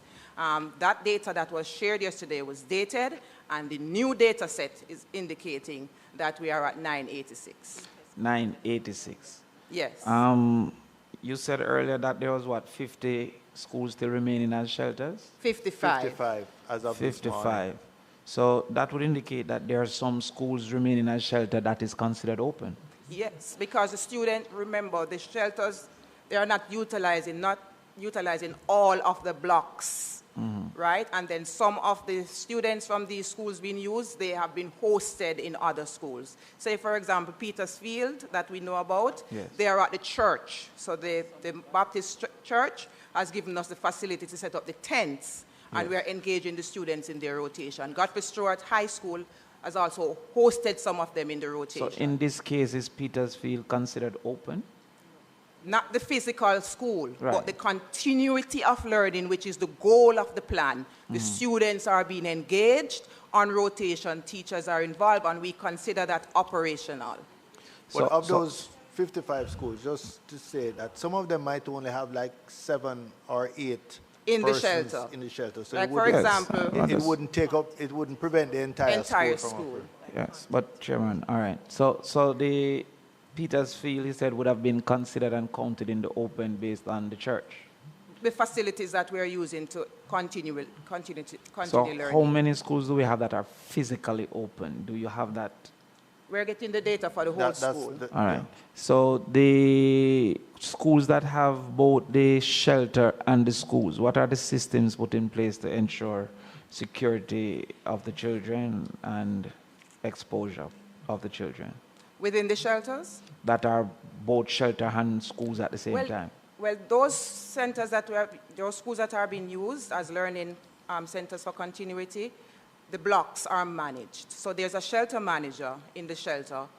There's a conversation and a relationship. So persons are secured in a particular location, and the blocks that are removed from the shelter. There's a segregation. There's a separation on the plan. And the truth be told, there is support. The parents themselves, they really want their children to be engaged. So there is a partnership on the ground. They do have their personal issues that they want to be attended to, and that's separate from learning. You know, they have their housing crisis and so forth. But as it relates to the continuity of learning, there is a groundswell that we have to celebrate. Parents want their children involved. The teachers are back. The principals are back. Let me tell you something. It's something that we are very, very proud of. It's not being directed, and there's no resistance. It's being generated and directed from the bottom up, and we are really proud of that. Okay. So you also indicated that 298 schools were of extensive damage. Yes. Severely damaged is the statement that you made. So these schools that were severely damaged, they are also currently open? Some of them, yes, Chair, because we have the support of our international development partners like UNICEF, and we have got tents. So we have deployed tents, which is what we call under the emergency temporary learning spaces. In these same spaces? In some of these spaces, yes. So construction is happening in these spaces? Well, we have begun the cleanup in some areas, and I know NET has begun the discussion with several of our contractors that are available. That sounds like a no. No, I'm going to give NET the opportunity to tell you exactly the specifics in that case. But we have begun the work with the consultations. Our IDPs and our donors are already on the ground doing repair work for some of our institutions. So NET, Latoya, can you just please update? So we have... Just speak directly. It's on. Just speak yes, directly. Into Chairman, members. We have at least, there are 25 schools, well, we updated this morning, that we've issued commencement letters to the contractors. I know on the weekend, at least 3 of those schools, the hoarding was going on. So usually we have contractors going into schools and working, but there are safety mechanisms that they have to take into consideration and put in place. So they work with the principals to segregate that area, and that becomes a workspace for the contractors. So there are safety measures that they have to put in place. They will eventually have to, of course, give us the insurance and the bonds, so we have that as we follow through with contracts. All right, I'm happy to hear about the safety measures, but how does this impact the institution of learning and the environment of learning? I'm sure there's a lot of hammering and stuff like that that is happening. That's why we have, so part of the... Yes. So they Yeah, work on weekends after school, but also we have emphasized with the project teams and the contractors that there has to be significant dialogue and agreement with the administration of the schools to work out. We have 30 more. All right. Hold on. Since I'm getting Mr. Crawford, after you've gone about 7 or 8 questions, I think you could stop and allow other members. With due respect, Chairman. And allow other members. And we can come back to you. We can come back to you. No problem if you want to come back, but I'm not going to be hastening not to ask No, I'm not saying that you must ask questions. All right, fine. So you can come back. So let me ask one more, and then you can come back one around. more, and then we can. No problem with that, Chairman. Approximately how many students have been displaced from their school situation due to Hurricane Melissa? No, I'm not sure the previous lady was finished. I think she was interrupted by the back and forth. Were you finished, or would you like an opportunity to? It was really just to emphasize that we do have safety mechanisms in place. We understand that school happens, and usually we work out with the institutions the best times to do work. We also look to the spaces to see where we can start. The bigger question, and though, the separate. bigger question is, you said 298, you've only issued 28. No. That's 28 commencement letters, you said? All right, so we have... So you're 6 weeks in, it's only 10% you've been able to address. I think that's the... No, there are 189 schools that we have assigned contractors to. The process is that they do their assessment and submit their report cost, review that, and based upon our own assessment, we validate, and then we give the okay to start works on certain areas. All right, do you have a table that you could share with the committee rather than us having to go through that? Will just show the total number, and at what stage each set of schools are by parish? So I think it was part of the attachments that were shared. Well, I'm not sure. some of my attachment came garbled. I don't know what happened with the photo. I'm sure we can. There's an attachment that speaks to priority one post-hurricane assessment. I think something happened with my copy. Yeah, I didn't get that. Okay, but go on, if everybody else has it.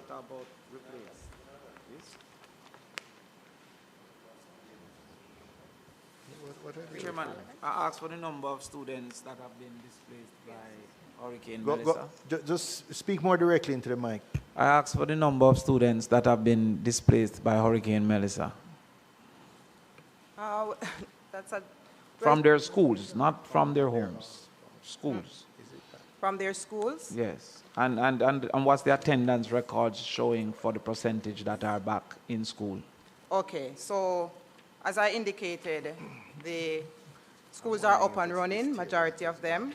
We have a few of the schools that are physically not available, and so those students are being hosted. So in Region 3, we have 1,135 children from a closed school that is rotating, and that would be a little bit disruptive. From Region 4. Sorry, give me that again. From Region 2? Region 3. 3? The affected regions 3, 4, and 5. Region 3, which is 1,135. Region 4, 2,568. And Region 5, 3,018. 3,018. Yes, so about 6,718 in total. These are the schools that have been Closed. Totally and so closed. They are being hosted at different schools by rotation. So in terms of disruption, in terms of movement and so, these would be the most affected because they are not in their physical schools. So they are moving into other schools and they are rotating as well. So they are not, all the students are not accommodated every day. So they may be 3 days in, 2 days out as it relates to remote and the blended. The face-to-face and the remote. So that's what we have to do at this time. I can't say that I'm understanding. These children are going to their schools or other schools? Other schools. They have been displaced from their physical location. Right. So this is what they're called host schools? So they are being hosted into other schools, yes. But the data that we have here is that a total of 680 is being hosted. Right. So those are the ones that have been... You want to explain this one? Okay. If I may, committee members, so there are different groups of students. PS Troop is alluding to the different modalities. So they are being affected because they are not in the regular setting. So some of which will entail the hosting, some will be those on rotation, some will be those on the staggered, some will be those on the reduced hours. So there are different modalities. You asked about affected, so we're looking at those who are not getting the regular hours in school. So this seemingly 7,000, almost 8,000, 3,000, 2,000, 1,000. 6,700. All right, are my numbers correct here? 1,935? 135. Okay, 1,135. So this 6,000, their schools are out. So the only way their modality can be accessible is through a host, I presume. Their schools are out, meaning their schools are closed? That's the understanding I received. Yes, but remember, although they're not physically there, Yes. there are other ways of engaging them. Yes. And so that's what PS is outlining, the different numbers. So can you remind me of the ways? Okay, so there's a Member, reduced Member hours. Crawford, I think, there's a remote. last question? Yes, but I'm following up to get an answer. Okay. So No, man, I would like to understand. How are they being hosted? Yes. remote method. Yeah, would that need a whole school? Or probably at their homes, because we send home learning kits with them. Okay, yes. All right, and so there's those that get in other extended hours, those that are on rotation, so they go in on different days, and some are on the staggered. That means they go in for half, they don't go in for a full day, they go in for 2 hours, like a shift system. Mr. Chairman, what I'm trying to understand, if you may oblige, is I'm speaking to the chairman. Point of order. Yes. All right. Go ahead. Member. Mr. Chairman, on a point of order, you have to make sure that you're ruling the right way. No one member, unless nobody else has any interest, should get the Mr. chance to Chairman, run a 10-hour question. I will I am come not back. finished with my point of order. I am not finished with my point of order. I am not finished with a point of order. Go ahead, and go for ahead. the Go ahead, youngsters, Mr. for the youngsters, a point of order means that you stop the person who has the floor first and listen to the point of order. We're listening to and you. I'm not finished with my point of order, so We're it don't make listening. sense to keep talking. Member Clark, you are allowed to do your point of order, so proceed, please. Thank you very much, sir.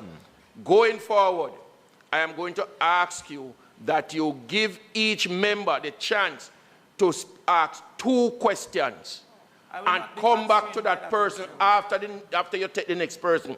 But you can't have one person running away. I'll Mr. Chairman, I will yield and come back your request as a recommendation. I will yield, Thank Mr. you. Chairman, and come back. Thank you, Member around. Crawford. Member Newell, it's your turn. Thank you, Chairman. You know I don't ask a lot of questions. PS, I just want, so I'm looking through and I'm seeing the list of priorities in terms of number of schools per parish. I'm wondering where may members be able to find the actual list of schools, because I suspect in a lot of constituencies, persons would be coming in and asking in terms of, or conversations would be going on in terms of the state of specific schools. All Go right. ahead. I was And just, I would just consulting with my team member from NET, but we can post this on our website. So you can get it on our I website. would also remind you, the PS has duty travel and has to leave here shortly after 1. So let us try and be economic. Huh? Yeah. So go ahead, PS, and you try and keep the question short. I know you're the champion for your principals and teachers, but you don't have to reinforce that in every response. No, it's important here. We get it. But after hearing it 3 or 4 times, it has, we will retain it. Yes. Okay, so the response is that we're going to share that on our website so that it's accessible, and we can also share it through our minister to all the members of parliament. Thank you. It's now Mr. Clark. Thank you very much, Mr. Chairman. Through you to the PS. Madam, I do understand that we are in a crisis, and the ministry has been doing a yeoman's job. Wonderful. And we have to commend the government on that situation. What I'm asking, though, there are schools that will have funds already in an account that can assist themselves. Why is it that, and I'm not going to say the ministry because I'm not there at the ministry, but I know for sure in Region 4 where I am at, that they're coming, the principals who really want to assist and show their resilience is being stopped in their track not to get it done. Is that something that is coming directly from the ministry, or is just right there at the region? All right, member First thing, as it relates to funds in our schools, we have to first and foremost be clear what those funds are for. Especially our small schools, our primary schools, we don't anticipate that they would have funds. If they are funds and investment, something is wrong, because the funds, they are given for teaching and learning, for feeding of the kids. Some of the questions that we have seen, if we can use the PATH funds to do so and so, we cannot approve using the Nutritional Support Fund to do construction. There is a provision by the government for us to repair our schools. We have to do so by the new building standards. So we're just asking our principals to be a little bit more patient so we can get it right? So we couldn't just give a direction like that. We don't want to kill creativity and innovation, but we have asked for a partnership. We have called them in, we have outlined the framework, we are building out the communication so they can be more aware of what we are doing and ask to just trust the process. Because we really want to get back better. Yes, there's a bigger question here, though. There's tend to be an over-centralization. Not this time, Chair. At the Ministry of Education. Not that this has time. been my experience over the years. I can tell you COVID was like that because it was new, but in this dispensation, we have regionalized the work. But all the construction is being done by out of one entity, No, or being Chair, approved or funded. That's not so? Just coordinated by NET, which is Okay, the just entity that coordinated. deals with infrastructure for schools. All right, Mr. Morris was next. Thank you very much, Mr. Chairman. As a past school leader myself, I just want to commend our principals for the work that they have been doing in ensuring that our students continue to learn using the different modalities. My question has to do with our national exams, Madam PS. Are there any plans in place to reconstruct, modify our national exams so that they take into considerations the unique situations of the students in the 6 parishes that have been badly hit by Hurricane Melissa? Yes, Chair. I'm going to give way to our CEO to address this one because she's leading all the consultations on this. Thank you, Pierce. Good afternoon again, committee members. We have gone ahead and we have modified our curriculum, the National Standards curriculum, from grades 1 through 9. And what we have done also, we have sent this out already to the system, and we have printed hard copies for those affected areas. So we have sent digital version, we have printed hard copies.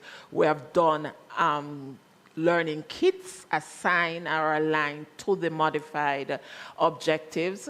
We are now in the process of having a consultation with our monitoring committee, read the adjustment to the national exams. That meeting will happen very soon. We have done a concept paper already, and our minister has asked us to do some consultation with our stakeholder group, and that's primarily for the primary exit profile.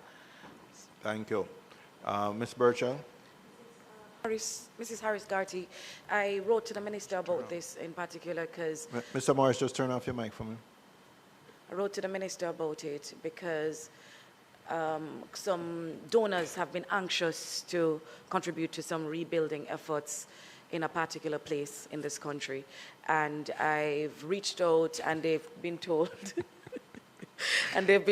that everything has to go through NET, which has been a couple of weeks now, and this particular investor, a donor, is just anxious and they're losing interest. Is NET having a bottleneck with the donor requests to rebuild schools in the country?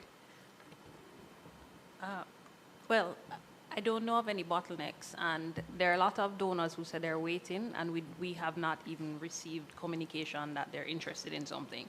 So it hasn't fed into us. Usually, if a donor is interested, we assess the schools, we provide them with the information on schools, what's required. Why we're insisting on logging the donors and everything is because we also provide the donors with a specification for the modified roof dimensions that we're promoting. What we want to ensure is that we build back better, and that we not just... When you say the modified roof dimensions, you mean the specification? The specifications. So we're just trying to ensure that all donors are aware. They're on our website, yes, but we directly provide them to each donor that's interested in doing work. We also do a LOI with the donor, which is a letter of intent, just for everybody to have an agreement on what is thing. What some of the issues we've been having is really finding common ground between donors and the schools. So the schools want X, the donors want to do Y, and we try to moderate that process. So if there's a donor you're aware of, feel free to send it to us. We will follow up on it, because we follow up pretty quickly on all donor, because outside of infrastructure, donor is our next major arm and portfolio responsibility. So we try to work in tandem with all donors. All right. It is Mr. Crawford who is not here. Okay, I have a question in the meantime. The school system has been disrupted in a sense, not just by the infrastructure damage or the them being used as shelters. The normal administration has also been disrupted. And so, for example, shortly after being after the elections as the new MP for South Manchester, I got a list of school boards that needed renewal and so on. And that process, just because my attention was shifted to dealing with roof repair and drain cleaning and et cetera, you know, it delayed my response. So they've all gone in now, but principals are saying to me, we have boards, or we have situations because the boards are not in place or the replacements haven't been appointed. We don't have signatories for the accounts. And I know there's a normal process that I think it's the National Council on Education goes through, but it takes a while between getting the recommendations and all the documentation from, in my case, the MPs. I know that depending on the type of school, church, etc. But we are reaching a potential administrative crisis, I can tell, in South Manchester, because schools don't have signatories for their regular account, and a lot of them will be expiring at the end of the year. Senior staff who sign, I think it's principal or burst or whatever, going off on 8 months leave, and so the one signature that they have left is going off. So is there any way that we could expedite whatever was the normal process to put these boards in place so that, you know, it doesn't become what is a disaster now, doesn't affect the normal recurring administration of even those schools who are not directly affected? Certainly, Chair, we can get involved in that process. We do have a provision built in outside of this disaster where we have delays that you have outlined, that our minister would issue an extension for like our chairman and so they can have sign-in privileges in the interim whilst we work through the process. That is already embedded in the system. But we can expedite as it is now, given the challenges that you have outlined. Thank you. It was Mr. Crawford and Ms. Lee. Yes, Chairman, I want to draw your attention to page 2 of the report, section 4. In this section, it was indicated that we have approximately 680 students that are being facilitated in some way at a host school. Information garnered here was that regions 3, 4, and 5 are the most impacted regions. Regions 3 has 1,135 students whose schools are not in accessible operation. However, only 10% approximately of that is being hosted. Region 4 has 2,568 students who don't have a school to access, their own school to access. Only 61 of that is being hosted. And Region 5, which is 3,018, only 90 is being hosted.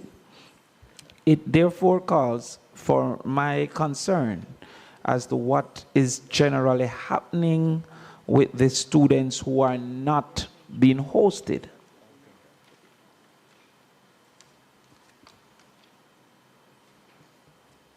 Okay, in response to that, committee, the table as outlined here is actually showing the number of students being hosted within the region. So although regions 3, 4, and 5 have been affected, they are still hosting students. So there are students being hosted within even the affected schools, regions. So the case of St. Petersfield and the Godfrey Stewart hosting students, you have students being hosted in Mount Alvernia, different schools within the affected areas hosted. Along with this number here hosting, there's still the other method of operation happening within the region. So although Region 5, for example, is hosting 90 students within their region, there are students from Region 5 in Region 1 being hosted. And they're all over the island, and Region 5 is still operating with the other methods of rotation, staggered, extended day, the shift system. So it's still, could you just remind us how the regions correspond to parishes? Pardon me, sir? For those who are watching and may not be familiar with the region system. Region 1 is Kingston and St. Andrew. Region 2, St. Thomas, St. Mary, Portland. Region 3, St. Anne and Trelawney. Region 4, St. James, Hanover, Westmoreland. Region 5, St. Elizabeth, Manchester. Region 7, Clarendon. And Region 6 is not there. Region 6 will be St. Catherine. So Region 6 isn't currently hosting any? Yes, I think there are some hosting in Region 6, but I didn't get the numbers. All right. So Chairman, on this table, Chairman, there is a fulsome report of the entire hosting numbers throughout the country, from Regions 1 to 7, which totals 680. So it suggests Region 1 is hosting 232, Region 282, and it continues to say the total is 680. Yet the impacted persons, as it relates to their school has been destroyed or unavailable, is 6,700. So approximately only 10% is being hosted. The 680 students referred here, they are at these schools fully every day. They're physically attending They're the schools. physically attended, but there are other modalities of within that is happening at the same time. Can you guide me along those modalities, please, one at a time, so I can understand those modalities? I could, for example, the rotation. Yes. If I had, I could project for you what happens in a rotation. So let's say, for example, 3-2. All right, so you go to school 2 days, you stay home at 3 days. When you're home, you get seated work. So you're sent home with work. The exams group, however, in a rotation, they go every day. I understand. So one school will have rotation for grades 7 to 10 or to 9, while 11, 12, and 13, full school. Yes. You also have... Not yet. Pardon me? Yes, you also have temporary learning spaces where we establish tents, we use church halls, and so forth. We also have, for example, the regular operating hours schools, and you have extended days. So these schools, they start at different times, but the students get the normal hours. So you have some students going in at 7 or 8, some going in at 11, but they get the full 5 hours of school. All right. So and you have the reduced time, Where schools that there's no electricity back there, they go school and they'll end like at 1 or 12. So it's a reduced hours. So Chairman, when we look at rotation, it was indicated that these 6,700 students their own school is not available. So when we look at the rotation, whether it's 1 day, 3 day, or 5 day, wouldn't they have to be rotated into a host school? Not necessarily. Where would they be rotated through or in? Where would they attend? Because their own school has been indicated unavailable. That was what was indicated here. So where would they attend for 3 days? There's this temporary learning spaces, one. They may be mapped to another school, but it's not fully hosting 5 days. So they do some days here, some days at other schools. So the ones going to a temporary learning center, the school that it's attached to is not considered their host school? Not necessarily. So that is a temporary learning center. Right. Do you have the number of students being rotated through temporary learning centers? I could get on that. I could get that. All right. As it relates to the, I can't see anymore, the extended days. So the students attending to extended days, these 6,000 that don't have a school of their own to attend, would those schools that they attend be called host schools?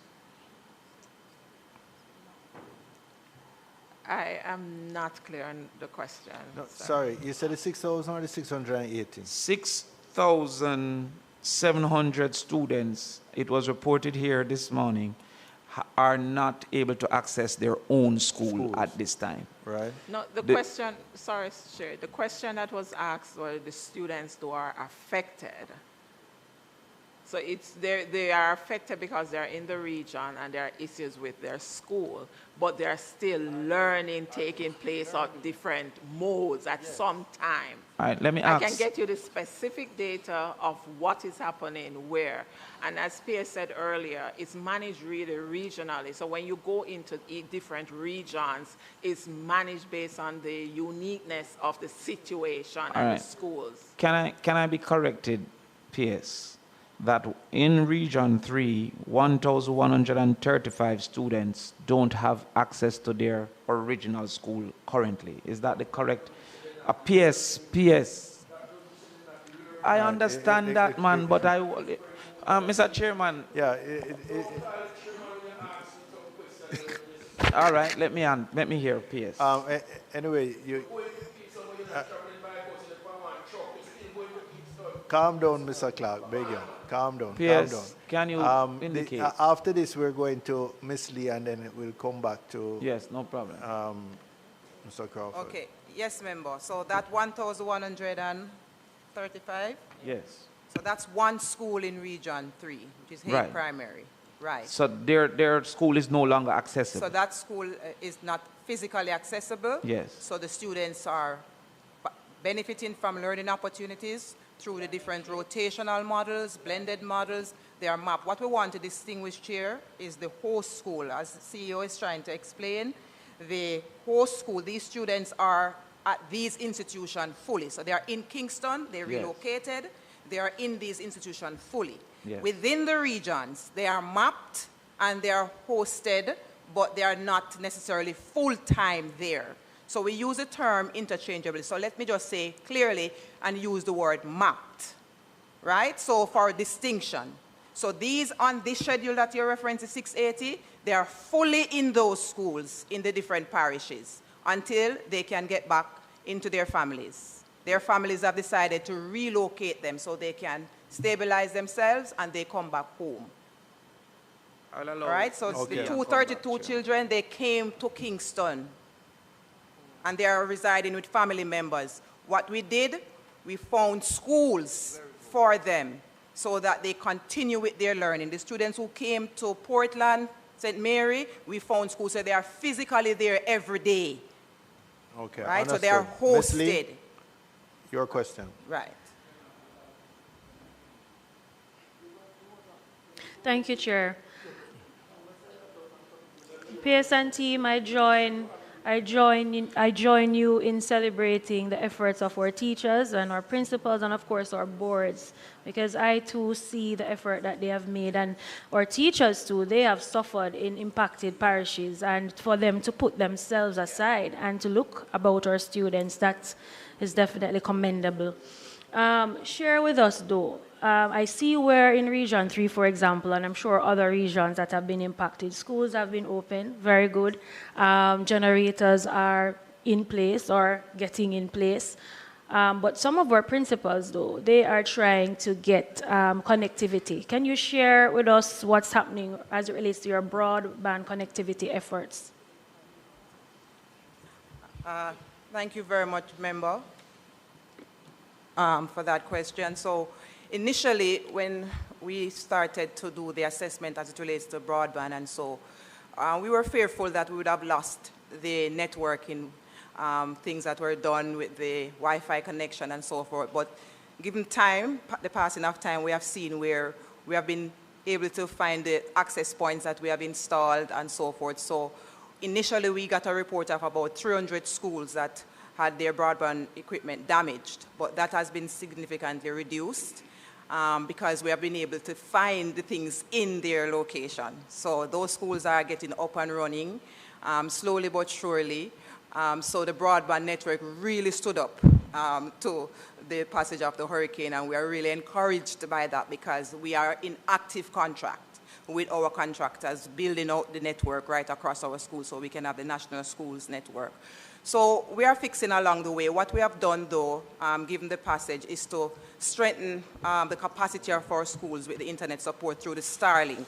So we have expanded that support in the most affected parishes to ensure that there can be connectivity. That's because that's how we communicate and share data with our system, so we can have active information to share with the public. And our e-learning Jamaica, you know, they are now in the Ministry of Education, which makes it even quicker for us to take decisions and to move. And so they have moved with alacrity to procure. We have supplied our teachers' colleges very quickly. They were able to supply our regional offices because, you know, that's the hub within the parishes with Starlink devices to ensure that we could connect and get in touch with our principals and schools. So we are building out that resilience in the system as it is now. Next part of the learning. So we can't just rely on our broadband support, but we have to see where we can activate now for the Starlink and then see how we retain that as part of the resilience as we build out our education system. So we have been responding to that. Where the gaps are, we have set up those. And as you know, we had some schools on the Starlink before in the most difficult parishes that our local providers did not take on. We still have to provide the guidelines, member, because, you know, that's not a regulated provision. So we have to make sure that the broadband works because that's an alternative support. Is there just a related right on that? Is there any special approval that schools have to get? I know there were donors who contributed Starlink systems to school in Manchester, for example. But is there any special permission? Is this one of those centralized things, or the principal can just act on their own autonomy? Chair, the principals can act, but we encourage them to get in touch with us because they would have to set up their own personal credit cards and so forth, which we do not want them to do. We have a provision in Kingston that we can extend to all our schools, and we will underwrite the cost for that. Okay, so it would be on a central ministry credit card or regional credit card or something, rather than the individual having to activate it with their personal. They will have to use their personal resources, and we really don't want them to do that for school purposes. Okay. All right, Mr. Crawford, final. There was some, Chairman. Mr. Williams. Just quickly, we are aware of the level of the trauma because of the passage of Hurricane Melissa, trauma concerning our students. So I want to know briefly, what would you say would be the efforts of the ministry with respect to the levels of professionals, psychosocial support made available to schools? our CEO will come in with the specifics as it relates to numbers of sessions, but I can speak to the architecture in place as it relates to the helping professionals in the system. So we have in our schools guidance counselors, social workers, deans of discipline, and these are persons who are trained in therapeutic services, psychology, social work, so forth. We have our nurses, and we have our health and family life educators. They constitute what we call the helping professionals in the system, and they provide what we call psychosocial care or psychological first aid in the system. So those persons have been activated. Some of them, we had to retool them because they themselves were affected. So as we began the resumption process, the first things we did were the psychosocial sessions. I had to convene one for the central ministry itself, because we are the workers getting the work done, and they too were affected and their families were displaced. So we had to start with ourselves. Then we started with the principals. We got them in a room, in a virtual space, because of the disruptions, of course, difficult to move into Kingston with what was happening with the road and so forth. And so as many as possible that could come in, they came in, and we got a psychologist to come on and to give a little pep talk about how to treat with situations like this and how to deal with self.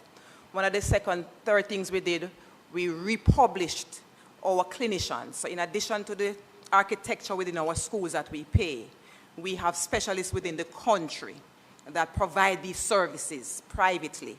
We re-engage them throughout this process and put them on a contract with us, and publish their names and contact numbers of persons who really do not want to speak within a large group within their schools can have one-on-one sessions with these high-level trained psychologists and psychotherapists. We got the best given what we saw happen in the West. So we want, like a Dr. Wendell Abel, for example, which is one of the best in our countries. We had him on with us in the ministry and available. And we have indicated to our principals, teachers, support staff, students, parents, you can access this support fully funded by the government. We pay for that. That's something that was built out in COVID.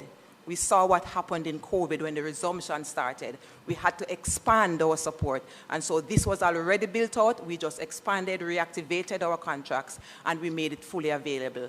Initially, the persons were localized. So these clinicians, they were working in regions.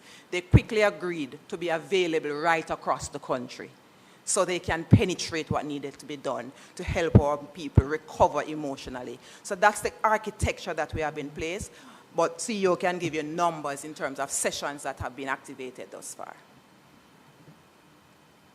Thank you, PS. To date, we have had 272 sessions. We have had 124 regional staff sessions conducted. That's within the regions. They have conducted 124. A total of 1,863 staff members have participated. We have over 6,000 parents that have participated, and we have 1,761 students, and those are the sessions that we at the ministry directly manage. Each school has the liberty of conducting and carrying out their own sessions. Thank you. Finally, Mr. Crawford. Chairman, I apologize for how difficult it is for me to understand what is happening, and I will try to engage my brain a little more on it. What are the modalities for displaced students to be re-engaged currently in the most affected areas? Okay, so students who have been displaced, if they so desire, they can participate in the host school opportunity. We have over 1,000 spaces. So schools have identified the number of students they can take in. So that's one option. There is also the option where they can participate in the remote. We have a virtual school, and although it's virtual, the work can be, it's a classroom in a box, so it can be done offline. So that's available, that's out there. We have access to a list of teaching and learning activities using the television PCBJ, as well as we have our learning kits. There are learning kits that have been distributed, and we will continue to distribute these.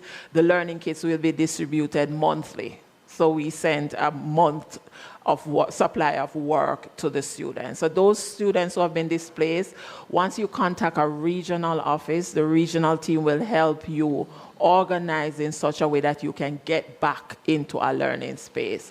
We also encourage our parents and our students to utilize our online modality. Our PEP website is there where it outlines the areas of focus. We have communicated that the areas that the exams will be written on, focused on, so they have their workbooks. They can also participate and carry out those activities. And we have past papers online as well. Right, but with the worst affected areas are still fairly incapable of the television and the online at this particular point. We have printed work for them. Right. We have So, everything that is on in the virtual space. Mhm. We have also, with the help of our donors, we have gotten printed materials and they have been distributed. Distributed how?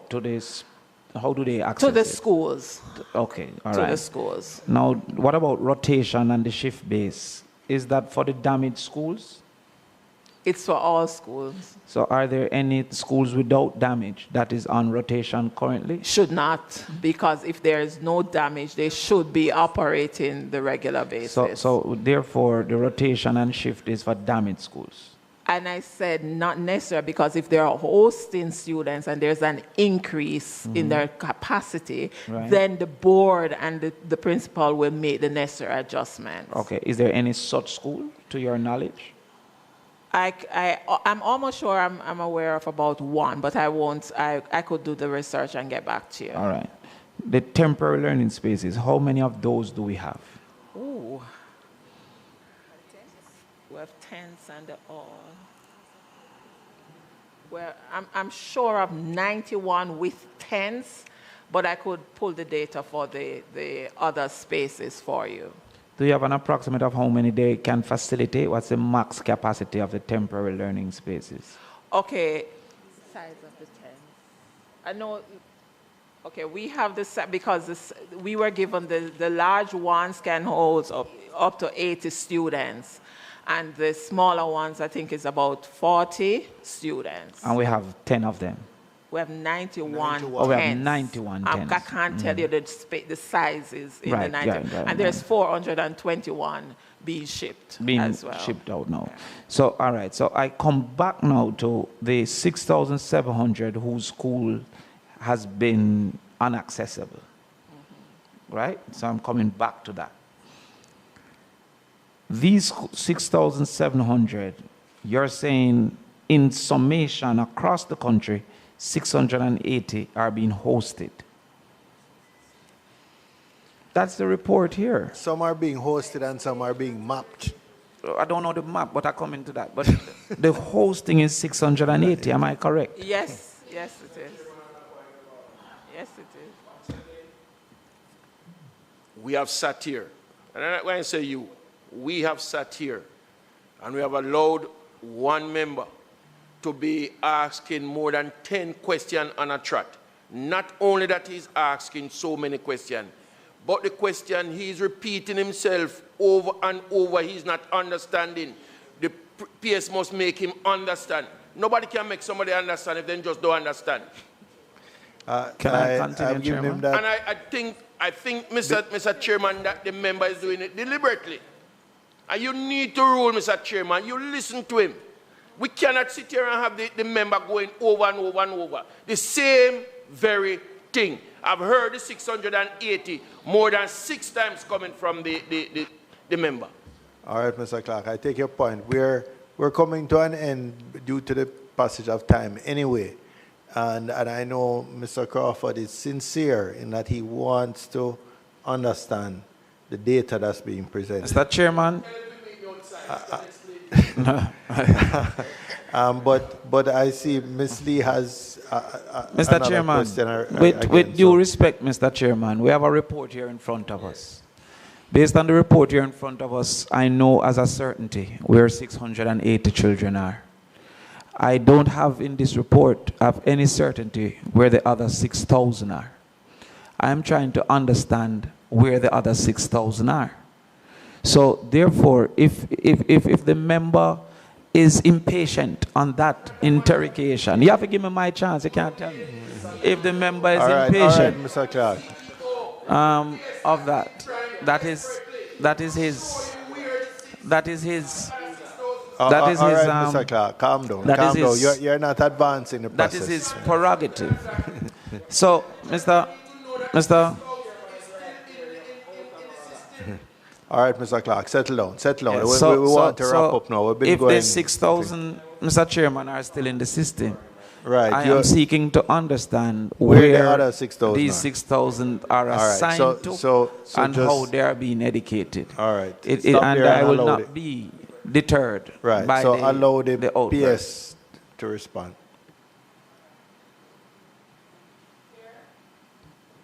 Chair, Yes. permit me to submit that data through our minister to Member Crawford, because you don't have to go back to the minister. It is quite common that the PS sends the data to the committee clerk. Right. So we will list the we will list the 24 schools so affected, and we will outline the enrollment for those schools, and we will indicate the modalities for the different learners at the different grades. Yes, so that at the end of the day, it reconciles with the 6,700. Yes. We have an active database. Thank you. Ms. Lee, you still want to get in a final question? Thanks, Chair. I just want a final question regarding the rural school bus system. Do you have a timeline as to when it will be fully resumed?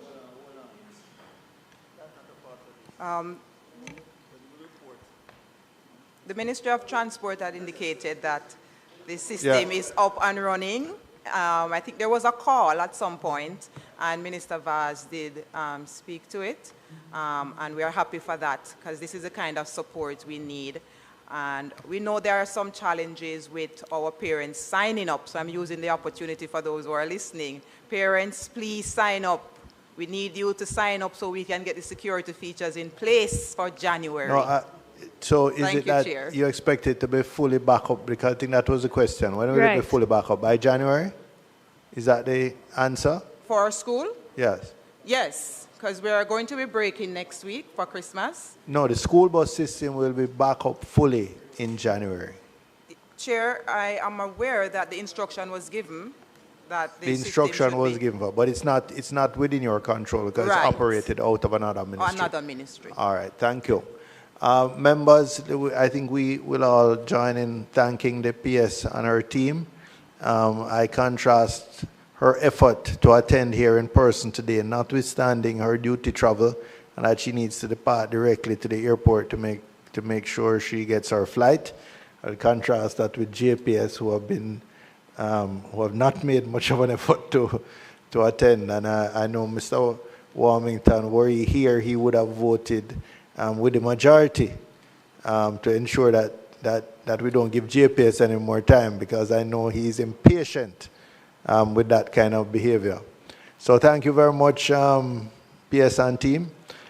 We have just to, I think, set the date for our next. Well, any other business? No. If not, we will go to item 8, date of next meeting. And we had agreed that the 14th, we would invite JPS. So unless you want a meeting before that date, Mr. Clark. Mr. Chairman, let us bear in mind that Parliament goes on recess since yesterday, and the date for return has not been set yet. No, it does not matter, Mr. It Clark. does. The committees can meet while Parliament is in recess. I have checked the standing orders on that. Bear that in mind. I am quite certain. I bore it in mind. Bear that in mind. I bore it in mind. So the date of next date of next meeting is January 14th, and we will invite Ministry of Labour to to come in addition to JPS on that date, since they were not here today? I was suggesting, Chairman, that based on how the responses regarding the shelter, etc., have been coming, it sounds like we need Labour and local government and OPM in the same space, because some of the questions that we think would be appropriate for OPM rehousing. So since that's a month from now, we could ask OPM to come back and give us another update. Okay. All right. So local government, Ministry of Labor, JPS, OPM. All right, ladies and gentlemen, thank you very much. May I have a motion for the termination of the meeting? Mr. Newell and Mr. Hines, thank you. Meeting is terminated.